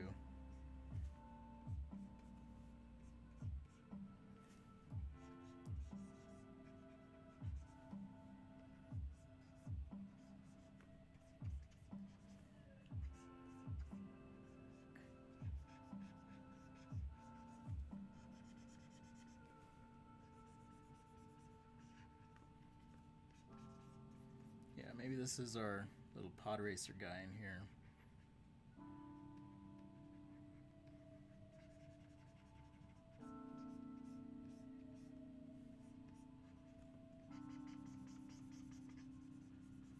So hopefully that scratches your itch, Matt, as far as pod racers go. This was fun. Thank you for the suggestion. I do like the lives too, because I don't have to sit there going, okay, what am I going to sketch today and what am I going to teach? I can just focus on, I think, the important things now, or the more technical things, I should say. For those pre-recorded videos, at least that's my plan. So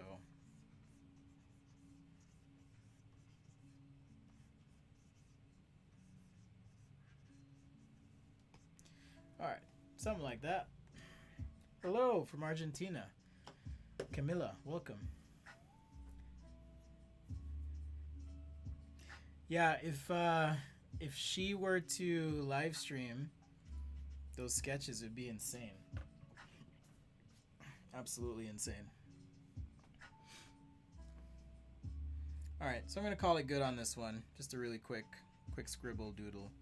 And let's give Svetlana some love here. Thank you for the suggestion as well. We'll go back and save this.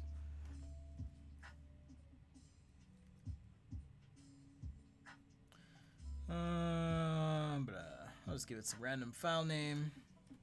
Come back to that later.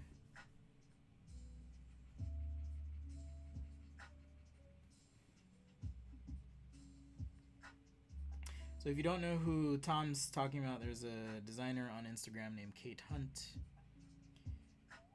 And she makes these incredible drawings with a ballpoint pen. But they clearly take hours and hours and hours and hours, if not days or weeks of work.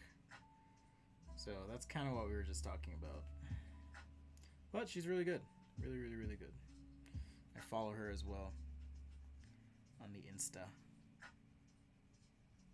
I don't know why I'm still working on this. But the ballpoint pen here is delightful to shade with. It's got a nice texture to it. It does have that build up.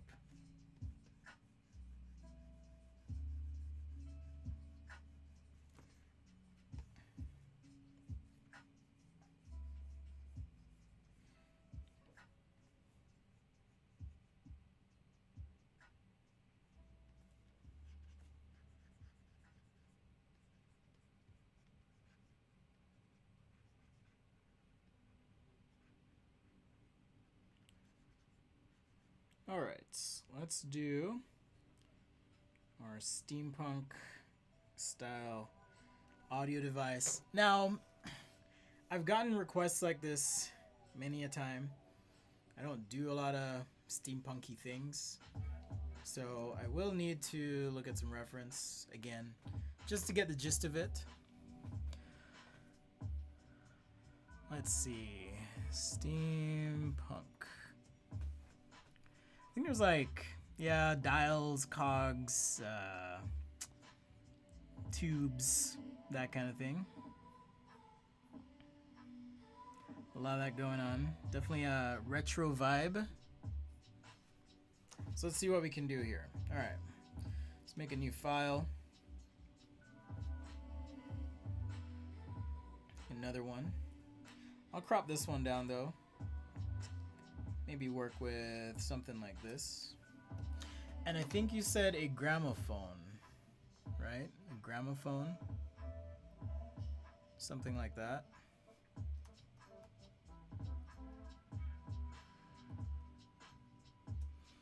All right, so gramophone, let's take a look.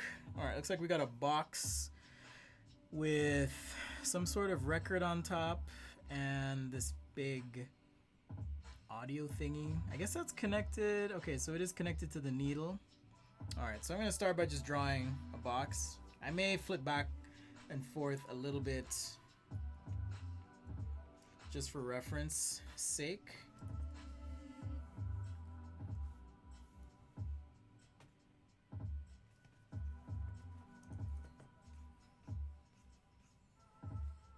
Let's see if we can just freestyle this one.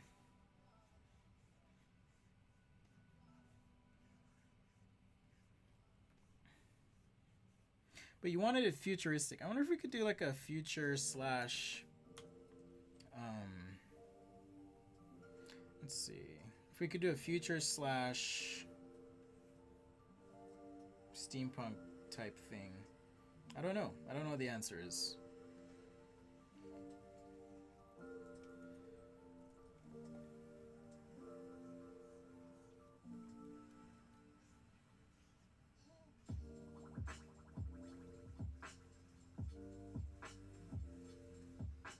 So kind of like I do on the stream sometimes with just the raw pen, I'm gonna try and freestyle this one. Avoid overlaying, that kind of thing. I can't change the size of the paper though, which is nice.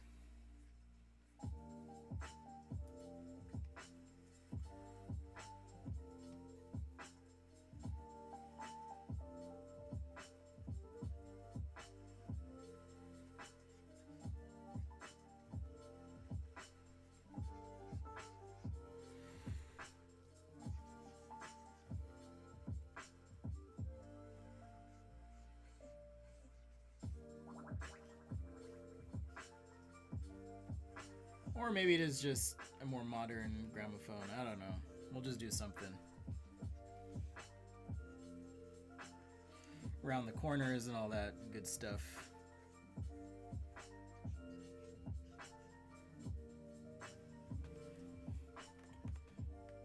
Let's see. Where does this connect to? That's the open question here. Maybe this rolls into the side.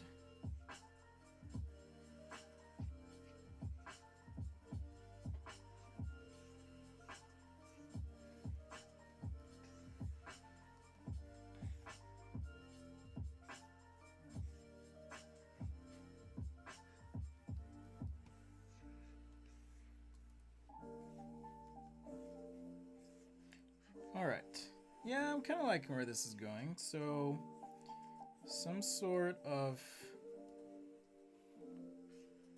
gramophone that has a modern or maybe even futuristic twist to it. Let's see, in the future, what are we going to have in the future? Augmented reality, holograms, things like that. There's no reason to make this hover, although I probably could.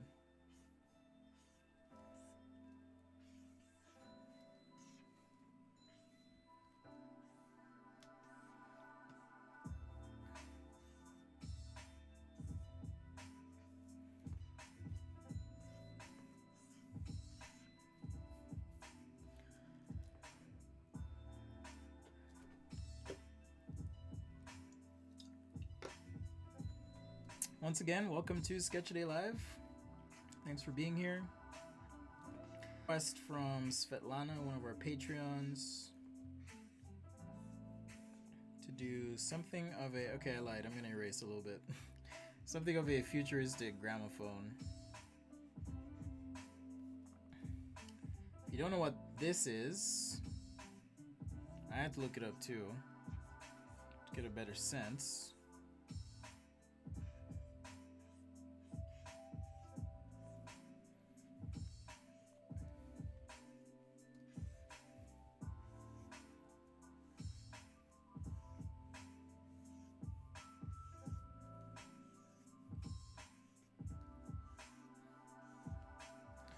Alright, so this is the tricky part, I guess. There's a needle, and I'm not sure what that looks like. So let's go ahead and terminate our little tube here. How do I want to terminate this tube? Let's see. Just a quick check. Okay, something. Yeah, I'm just gonna fudge it. Is that a 3D printer with a round base? Most certainly not.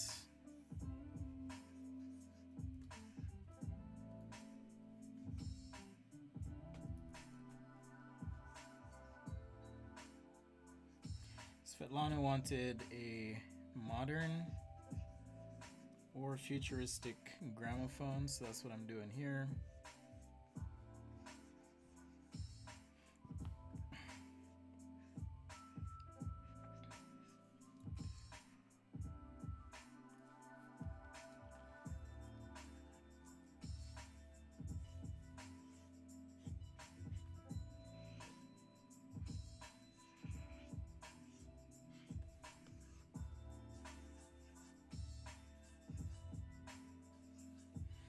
All right, just working on the line work a little bit, still keeping it loose.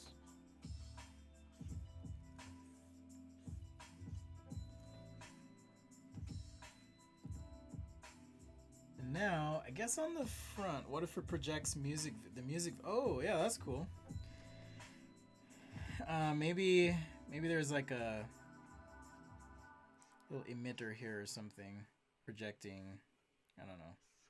I'll figure out how to fill this in, but maybe it is projecting the music video. I like that. That's a great idea. It's a very, very good idea. So thank you.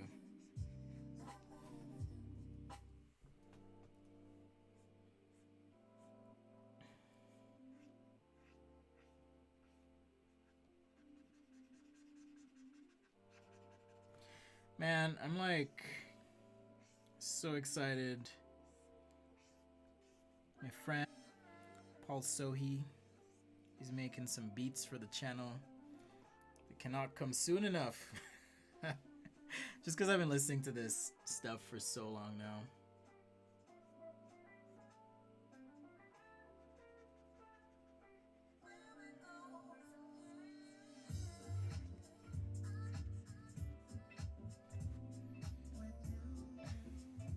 So long.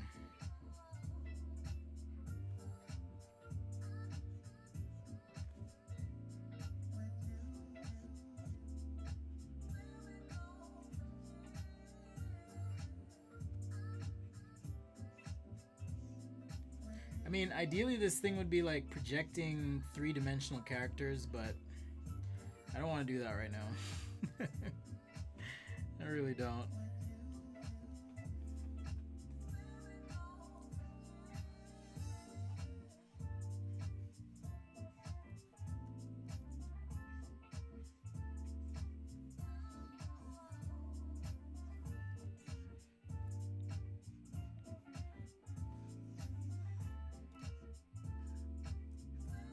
Oops.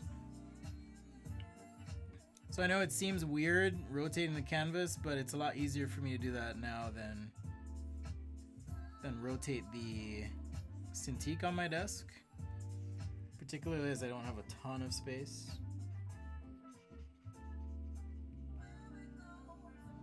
But yeah, this is the ballpoint pen. Like I said, it has some texture to it, but More importantly, the build-up is really nice.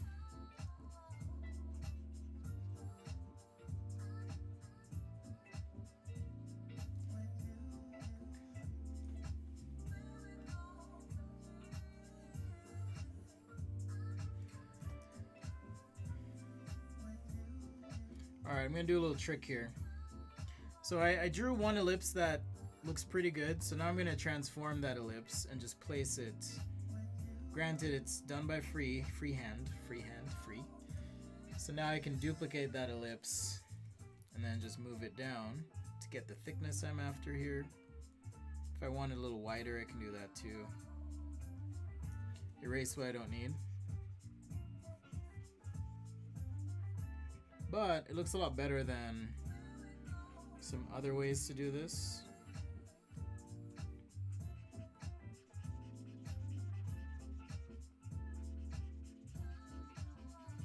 Let's add some shading on the rim here. I think we'll have some time for some color as well on this one. Keep it simple.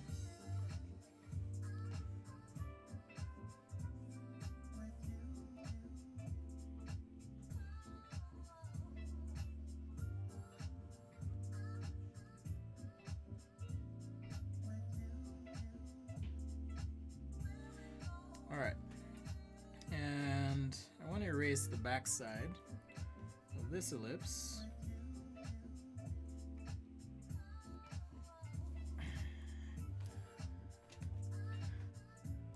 Alright, Roshan, take care. Yeah, holographs would be cool. Maybe I could do some sort of holographic waveform. I could do that. Maybe the waveform, you know, like,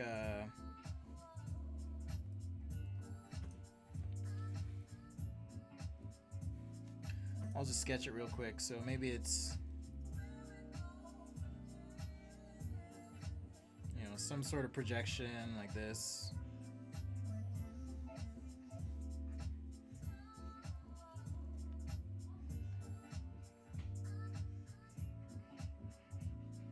I don't know, some sort of color thing. I'll figure it out. But that could be cool. Maybe, maybe not. All right. So the last thing I want to do here now is clean up the shape of our little opening here. So I'll just erase some of these lines. I'm going to use that trick again where you sketch the best ellipse you can and then just use that. All right. Show you a couple tricks as well.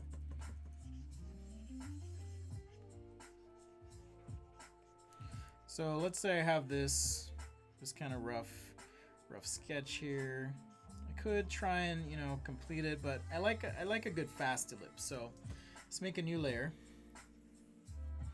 And now I'm trying to get as good an ellipse as I can. That one's pretty good, but all right. So I'm gonna go with this one. So now I can transform, scale, and place this where I need it. Now it might not be the right degree, so if I hold shift, I can drag this to where I want it to be, like so. Just like that. And now I can duplicate and transform to get some thickness. I can duplicate again, transform. If I have some sort of surface change, for example, on the inside, I can do that. Surface or texture, whatever the case may be. I'll just make it really light. Yeah, I don't like those waveforms, after all.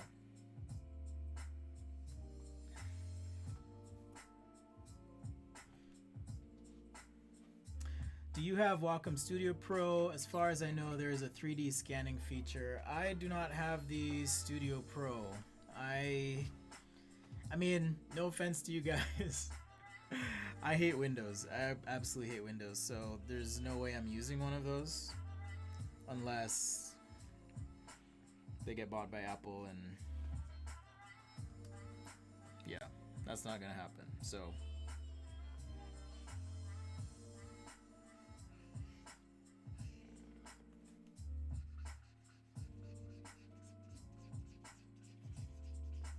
I don't know exactly what I'd use it for. I suspect 3D scanning is coming soon to mobile devices like there are rumors, and the new iPad Pro has a LiDAR sensor, so which is essentially a laser projection system, meaning much like Face ID, where it projects a bunch of dots and it actually creates a 3D map of your face. I don't think we're that far off from that being like a standard feature on mobile phones. So at that point, yeah, you could just 3D scan anything you want. Doesn't have to be tied to a specific device, right? So that's what I anticipate happening, but we'll see.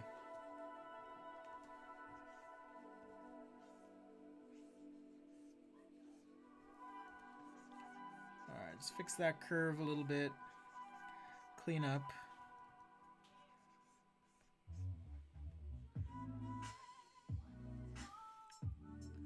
So that's why I don't use the SolidWorks. I mean, it's a reason. It's part of it. I wouldn't say it's the reason. All right, so now we're gonna take a similar approach to what I did with that first land train, and I'm gonna go with brass. I've done a lot of brass lately on the channel. Why stop? Why stop now, right? Why stop? Okay, let's get our base colors in. Okay, that was set to multiply. Let's make sure our settings, okay, good. Settings are good.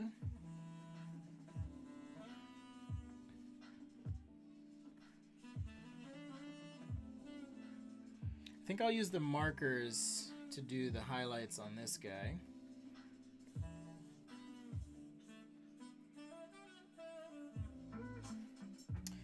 And the arm, probably do black or something like that. Okay, that's good. So when I'm rendering or doing digital stuff like this, I like to just block in those colors first. Okay, these are all my materials. So 3-step process, identify all your color breaks. Okay. Clean up where you can. Then we're gonna do highlights and shadows, and then any special effects on top of all that. So that's how I like to do it. If there's something that's the same color, we can just group those together on the layer just by association like this.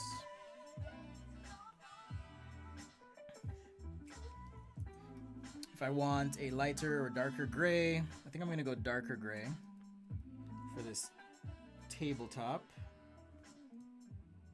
Just create a perimeter. I'm holding shift. That just gives me a straight line where I need it. Now I can fill this in, move the layer order, and now that's behind. And then for the base here, I'm trying to think. We could do some wood, right? We can make this warm. Do some wood. Let's see. How about walnut?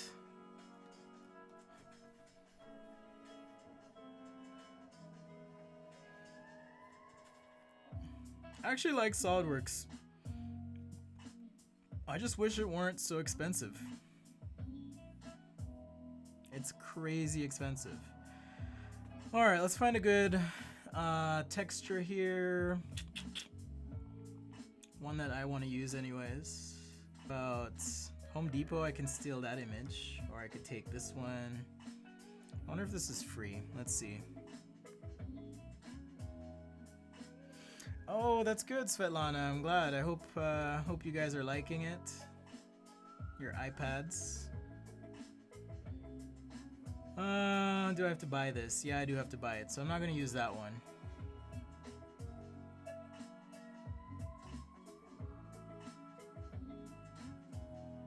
So let's see if we can find another free one.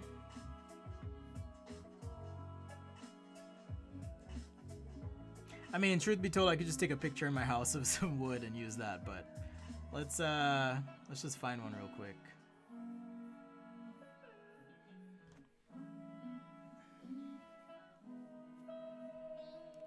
And let's see. Alright, so I'm just gonna copy this image. And now I can paste that, transform it.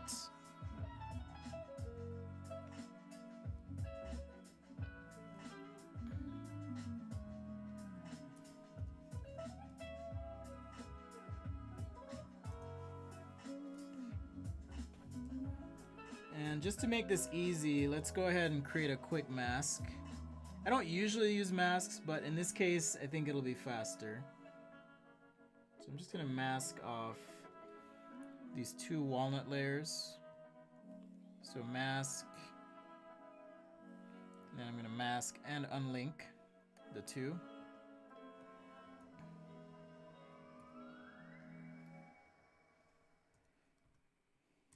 All right, boom. So there we go. And if that's too dark, it's okay, we'll lighten it up. No worries there.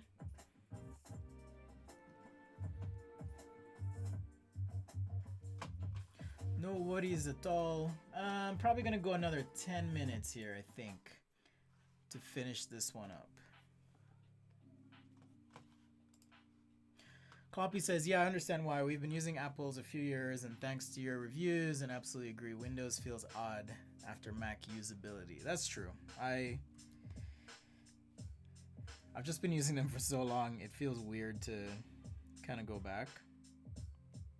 All right, so I'm just lightening up the walnut here a little bit.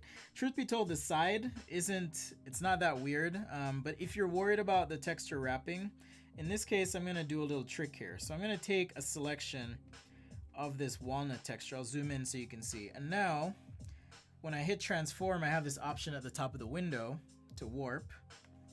Okay, so now I can kind of pull and manipulate this so it feels like this texture is wrapping.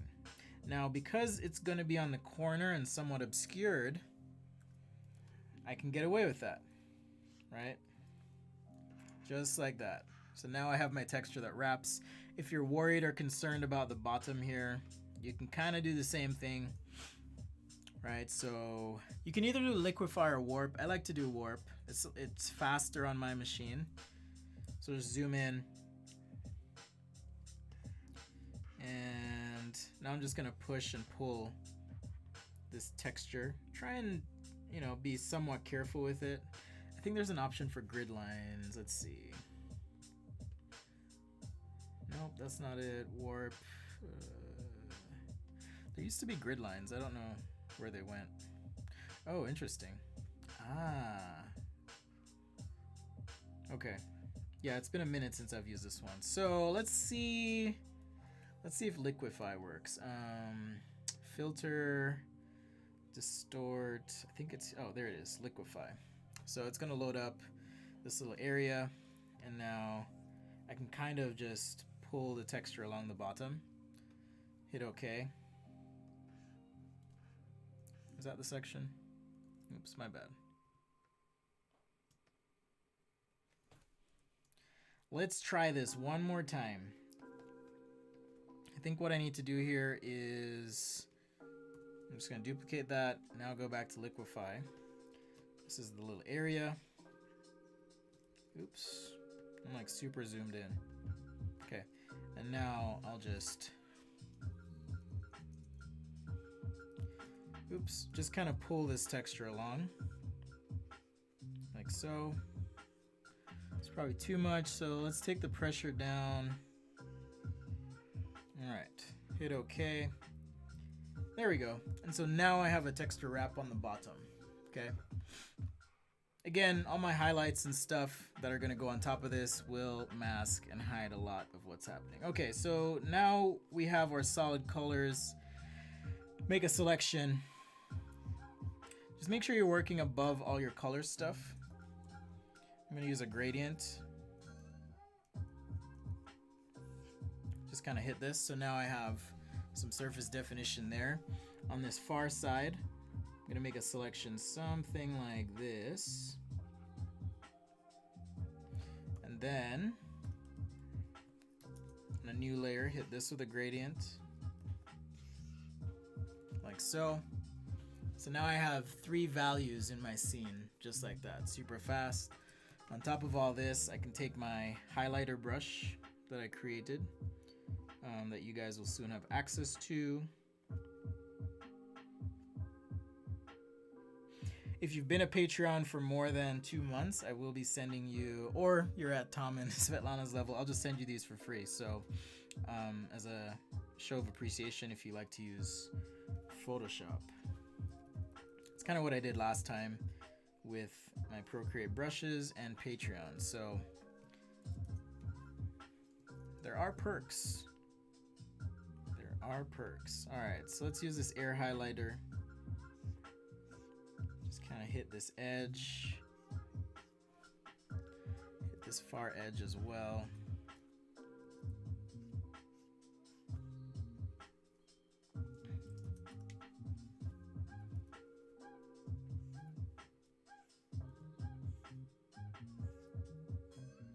Get some shadow core in, contrast where we need it. And if I change this to multiply and back off the opacity a little bit, I should have a little bit of a round there. Because it is sitting on a... Okay, you're gonna get some reflected light. So on a new layer, zoom in so you guys can see this. Just gonna hit down here. A little bit of a highlight, same thing on the side here. Okay, because it is sitting on that flat surface. So this is how you can quickly just bang out some shapes, okay?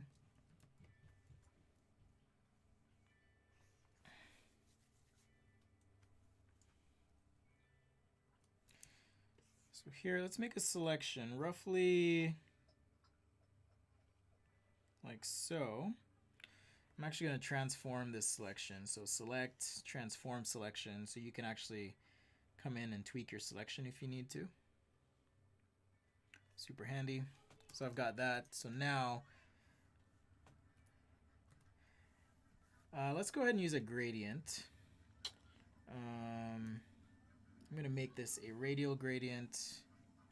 Start from the inside, like so. Just kind of hit that, and then back off the opacity, okay? Oh, nice, you have AstroPad as well. I haven't been using it so much lately just because I have the Cintiq. Oh yeah, I said I was gonna use a marker for the little cone here. And some of the shading. And I think we're to a point where I can do that. So, new layer. Let's switch to our blacks and whites. And for my brush, scroll down to my marker here.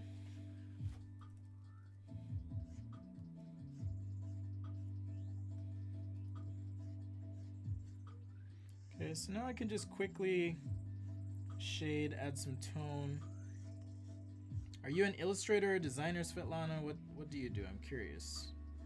If you don't want to say here, that's fine. We can chat on Patreon as well.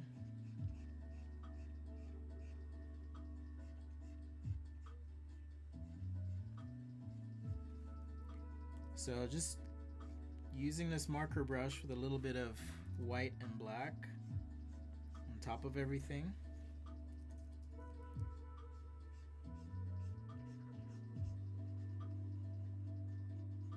Those highlights in.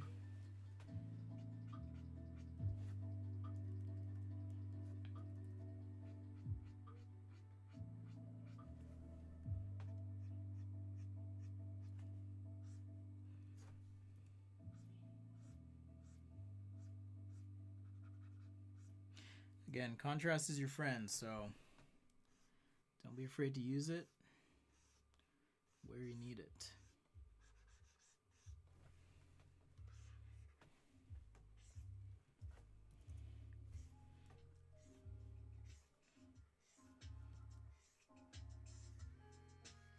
So there is a brush I've been playing around with. I'm going to see if it'll actually work here. It's this contour marker. And it's a little bit different in that I get an automatic gradient along the line. So I'm wondering here if it might be good for these. Yeah, it's nice for these reflections. Because you get a little bit of that fade going.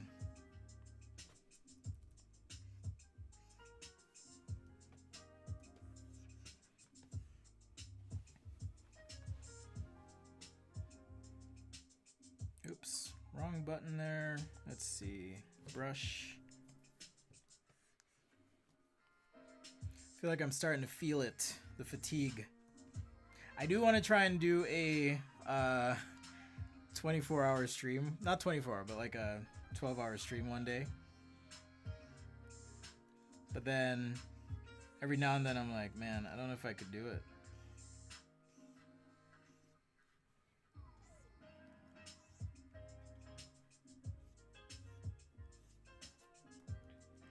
It would be fun though. Just like, you know, sit here and just draw all day. Play music, talk. Maybe I could do it for charity. That would be interesting. Or some cause.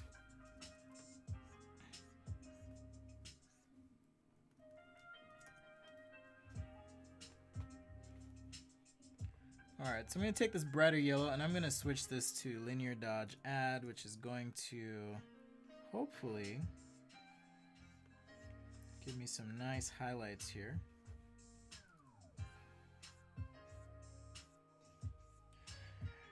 There's not really a tried and true method when it comes to this, so I'm just kind of making it work here. I do need somewhat of a gradient in the middle of all this, right in here.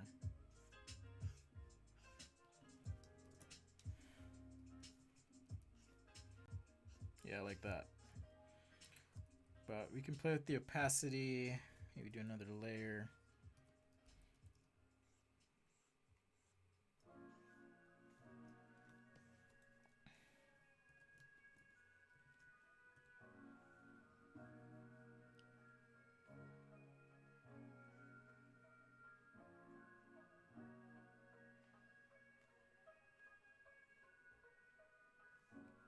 Oops, I do want to erase a little bit.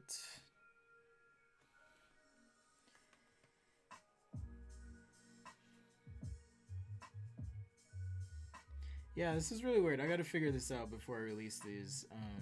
You know, why can't I erase with certain brushes? Doesn't really make sense. Yeah, see, it just did it again. So, okay, eraser soft should work. Here we go.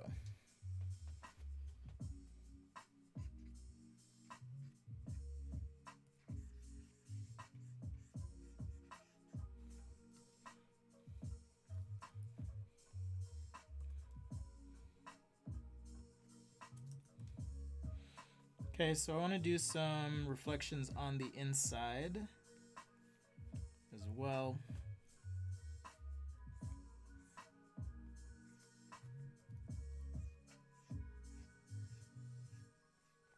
We'll just overpaint.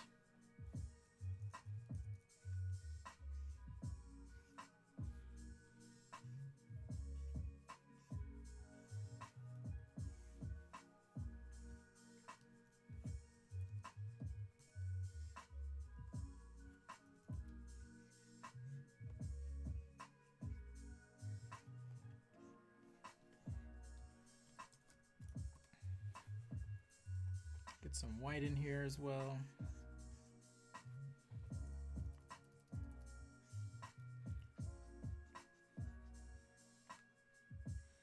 Key to doing a lot of this, again, is just paying attention to what you see. Seeing if you can replicate that.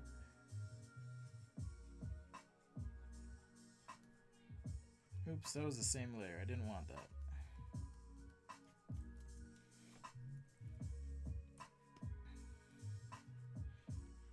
Sometimes I like to just hit things once and then I can transform the selection and place it where I need. It's a lot easier than having to paint it, and then you can kind of warp the selection if need be. So super handy if you're just trying to hit a certain spot.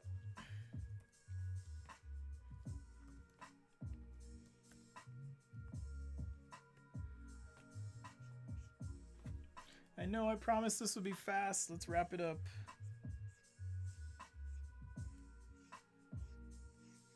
It's probably Lord of the Flies situation out there with my kids right now. Actually, I'm going to go ahead and mask. Like I said, I don't usually use masks, but here's an instance where it kind of makes sense. I can play with things.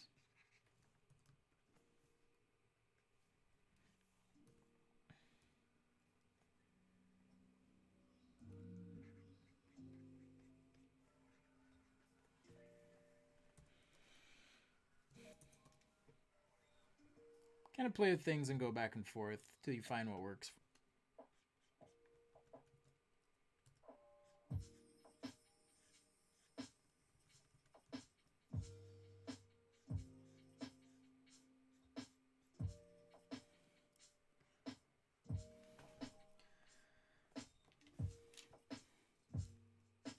Hey, aka Ninja, I thought I answered that one earlier. I believe my answer was those are all great programs, and it really doesn't matter what you sketch with or work with as long as you like what you're using. So that would be my answer. Just find something you like, stick with it, get really good at it, and then branch out.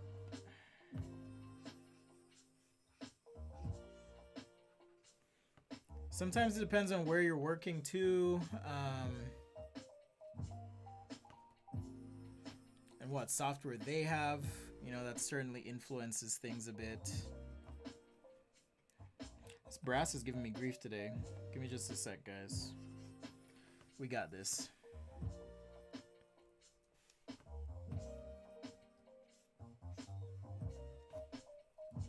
I think I need to actually use something more of a warm tone here.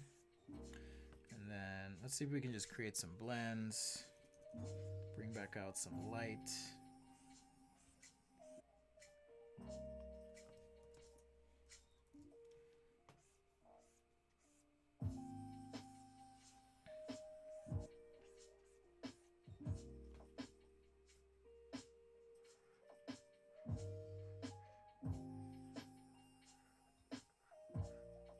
Just playing with some blending modes here.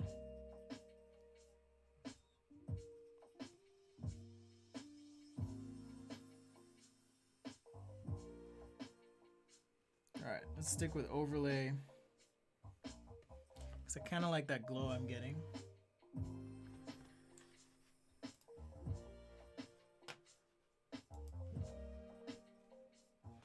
Doesn't it make more sense if you shade with a color rather than black? It depends. If you know exactly what you're doing, sure.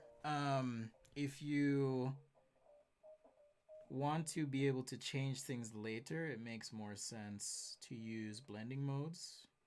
Because what if I decide I want this gray, you know, or red or something else? That's a lot harder to make those changes. So I much prefer working in a non-destructive way, which means I have that base color and then I tweak the color. But if that works for you, then, you know, you can use that method for sure. Whatever gets you there. All right. So take this soft airbrush, then just keep playing with it a little bit here. I think I'm hesitating too much, so I'm just gonna go for it.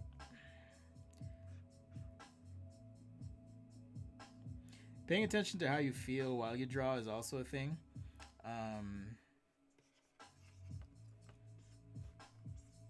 So if you're not feeling confident, sometimes that does show through in your drawing. For sure.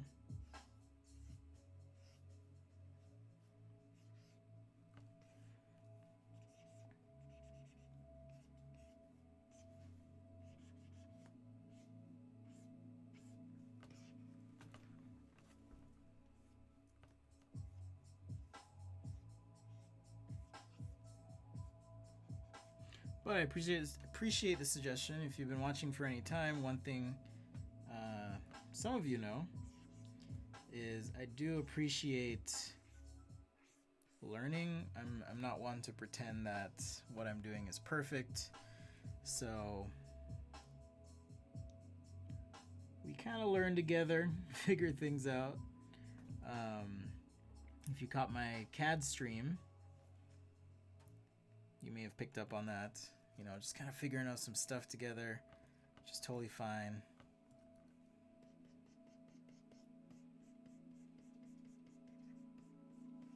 If eventually you get to a place where it works, and that's what matters.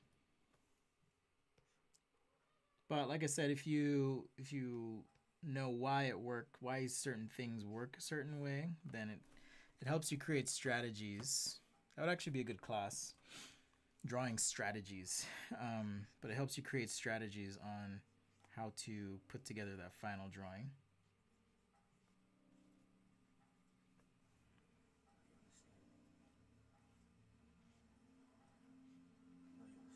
Let's get a little bit of light play.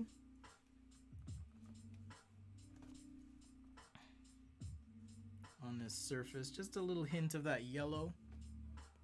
Okay, that's sitting on top. I'm gonna recover this sketch line as well on the very top layer. We kind of painted over it a few times, so I want to recover this.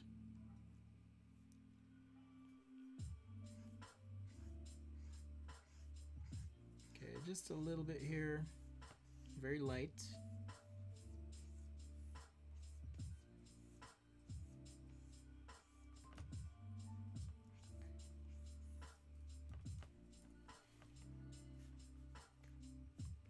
Woo! Okay, so that took forever. So now I need to do some sort of holographic thing, and then at the same time, let's just do kind of my ground effects that I typically do. I'm just gonna throw in some sort of reflection here, make that really light, shadow.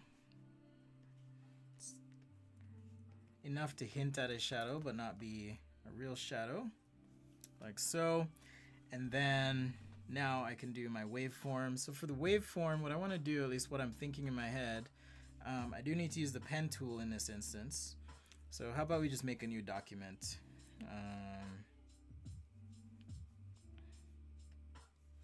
And we'll just draw a shape.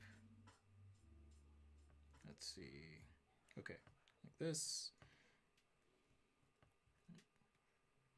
We'll just make some wave shapes.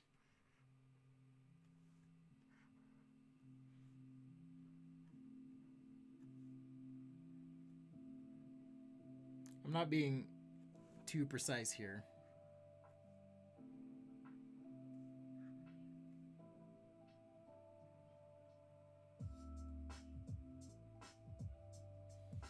All right, so something like that. Now if I go to paths, I'm gonna pick this work path.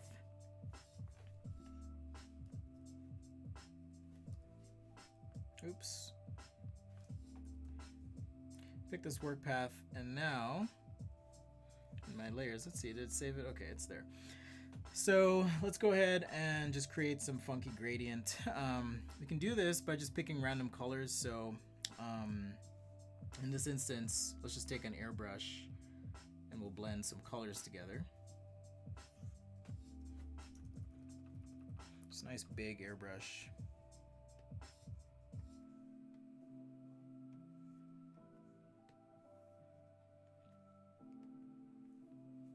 So just a couple hits here and there. This is kind of what I had in mind in my head, and I just realized I did that on the background layer. Oh no! So let's cut that out. I'm gonna copy this, head back to our sketch here. Okay, now I have this funky wavelength. So I want to transform this so that it feels like it's vertical on the ground.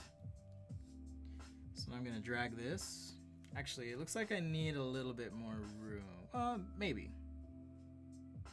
Yeah, I probably need some more room here. So let's drag this down. Okay, don't crash. In fact, let me save this. Gramophone. Save that. Alright, so now let's transform this.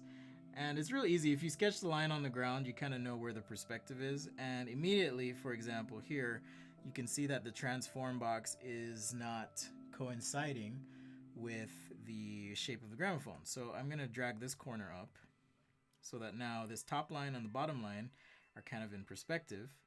And if I want to change the size, I can just scale that down, play with it like so.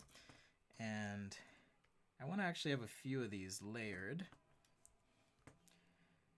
Let me think of the best way to do this. Actually, yeah, I'm gonna have a few of these layered. So scale this back like so, put that behind that one, and then let's paste another one here. But if we invert the colors, would that work? No, but we can do a hue shift. So hue, saturation, brightness. I'll just change the hue, and then let's place this one a little further back like so, and then move this down. Did I flip it? No, I was gonna flip it. That's what I was gonna do. So flip horizontal, and now we can transform. Place this here like another layer. So it's almost like this layered projection of music on the ground. Can scale this down as well. All right. So we've got our waveforms on our little record. And let's see, what do I want to do here? I do want to create a reflection. I'll do that. At least maybe a hint of some color. I gotta fix this one.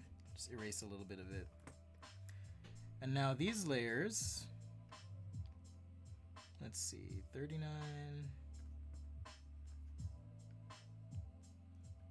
Okay, so these are my waveforms. I've just now grouped them together. At least I think I did. Okay, that was weird. Something is weird with my layers. It's not showing any groups. Okay, there we go.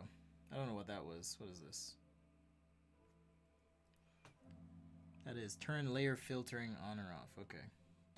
Alright, so these three, I want to play with the opacity so they all kind of blend and look translucent.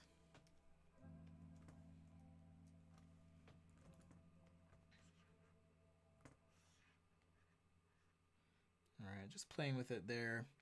And now let's go ahead and kind of filter through. So here where we have these projection points or peaks, maybe it's coming from this box, this light box. I'm just gonna pick some color here and start to add, you know, some sort of filtered effect from our emitter. Just on different layers, different colors that might be part of this. All right, just kind of layering it all together.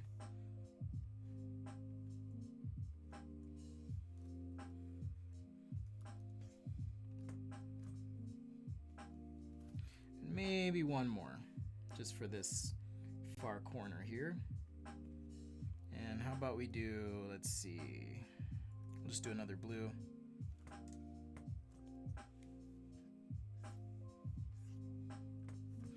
All right, so these effect layers, let's see. Okay, so these effect layers, we can play with the blending mode as well as the, yeah, that's cool. As well as the opacity. I do have my sketch layer that had these lines, so I want to take that out since we don't really need that. Hopefully this is up to your expectations, Svetlana. Thank you for the suggestion. There's one or two glaring things I need to fix, and then I think we're done. So we're gonna wrap up in a bit, and if you guys have any shout outs you want to make, that kind of thing, let me know.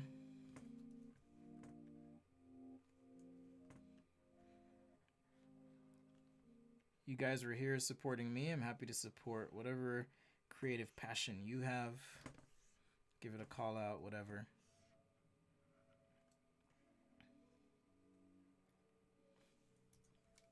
Okay, I'm not sure what this dot is.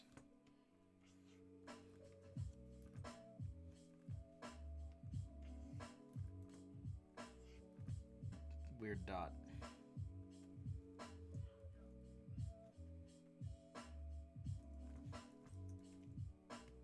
All right, let's try that one more time.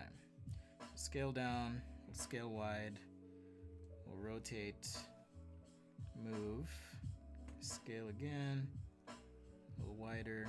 Just want like a little bit of a fade. Oh, it's the mask. That's what it is. Okay. That's what it is.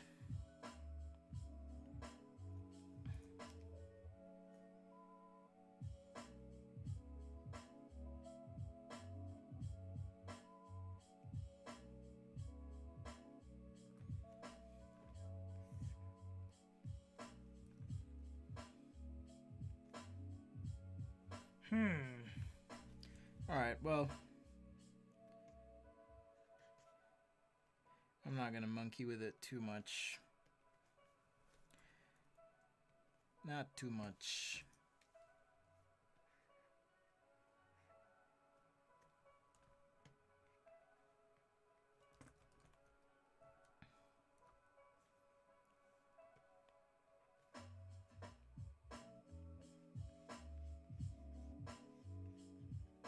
All right, maybe something like that.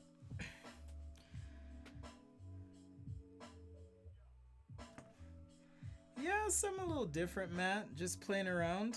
So a couple final effects here. I'll use my stencil for this. Let's see, where are you? Pencils, clean stencil. There we go. It's really giant because of the file size.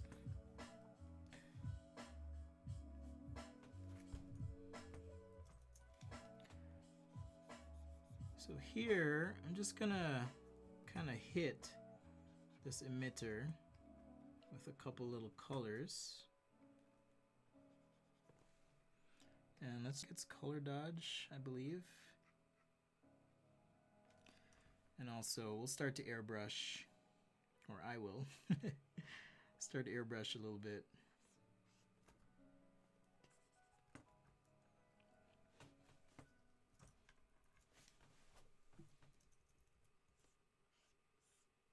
Like so.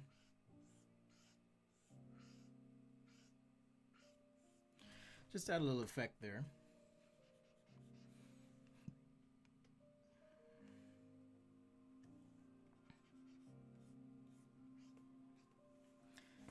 And I also want to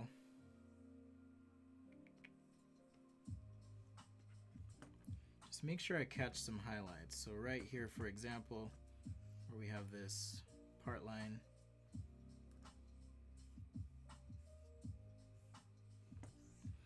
maybe there's a little logo here or something.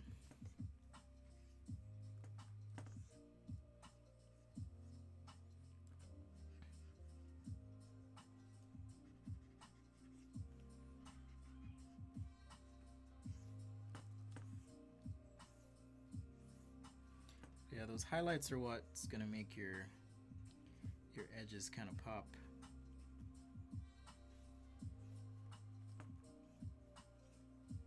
You can see that on the side as well, just in that dark area. Now it feels like two separate parts. Of course, you want to use that somewhat judiciously.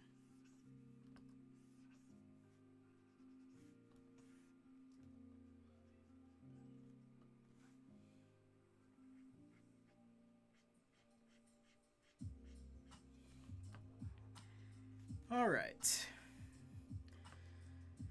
Okay, guys, that's looking pretty good. One last touch here. Because I love spackle texture, speckle. I'm gonna add a little bit of texture to this. We'll drop the opacity on this so low, but kind of helps this not feel so flat.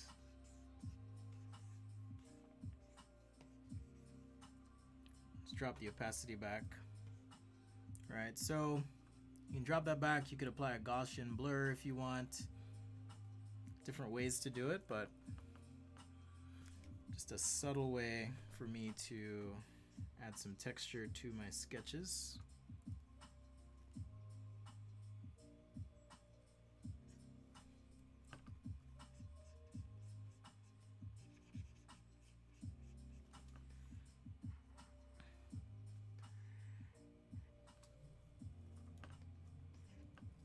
This would probably show up better on a darker background. I wonder if I should, you know, if I made a new layer and I threw that on the back and then just hit it with a gradient. I mean, it shows up better, but I need to do a lot of work to kind of clean that up. If you see what I mean. I'm gonna leave it light. I'm gonna leave it light for now. All right, guys. Well, thank you. Let's do a quick recap review here. So we had a submission from Svetlana, wanted to see some sort of gramophone type device. We also did this land train, is what I'm calling it. Super fun. And suggestion from Matt to do a pod racer of some sort. So I'm gonna be working hard to work on my speed. I'm a little bit, well, not even a little bit, I'm a lot slower digitally than I am on paper. So that's gonna be a challenge that I'm gonna give myself, is to increase my speed and efficiency with Photoshop. I'm pretty decently fast at Procreate because I know where everything is and how to do stuff, but anyhow, that's a personal challenge for me. Challenge for you guys to increase your speed and all that stuff. And here's our gramophone. I'll probably work on this a little bit after the stream just to help the contrast a bit on the phone itself. But thank you again for joining me on Sketchaday Live. I will be back on Wednesday at 4 Pacific, which is 5 my time, but 4 Pacific. And for Patreons, I will be doing a pre-show, so look out for the post, link, and all that good stuff. That'll be your chance to ask me questions about life, the universe, all that good stuff. So that'll be our Wednesday show, and then we'll be back Friday as well if you can't make that at 9 a.m. Pacific, and of course, back again for the Sunday show. Be sure to subscribe, turn on alerts. If you're looking for ways to support, there are links on the post. You can also check out the video description and check out the store. Thanks for hanging with me, guys. I'll see you next time. Much love and happy Sunday. Not Saturday. Happy Sunday. All right. Take care.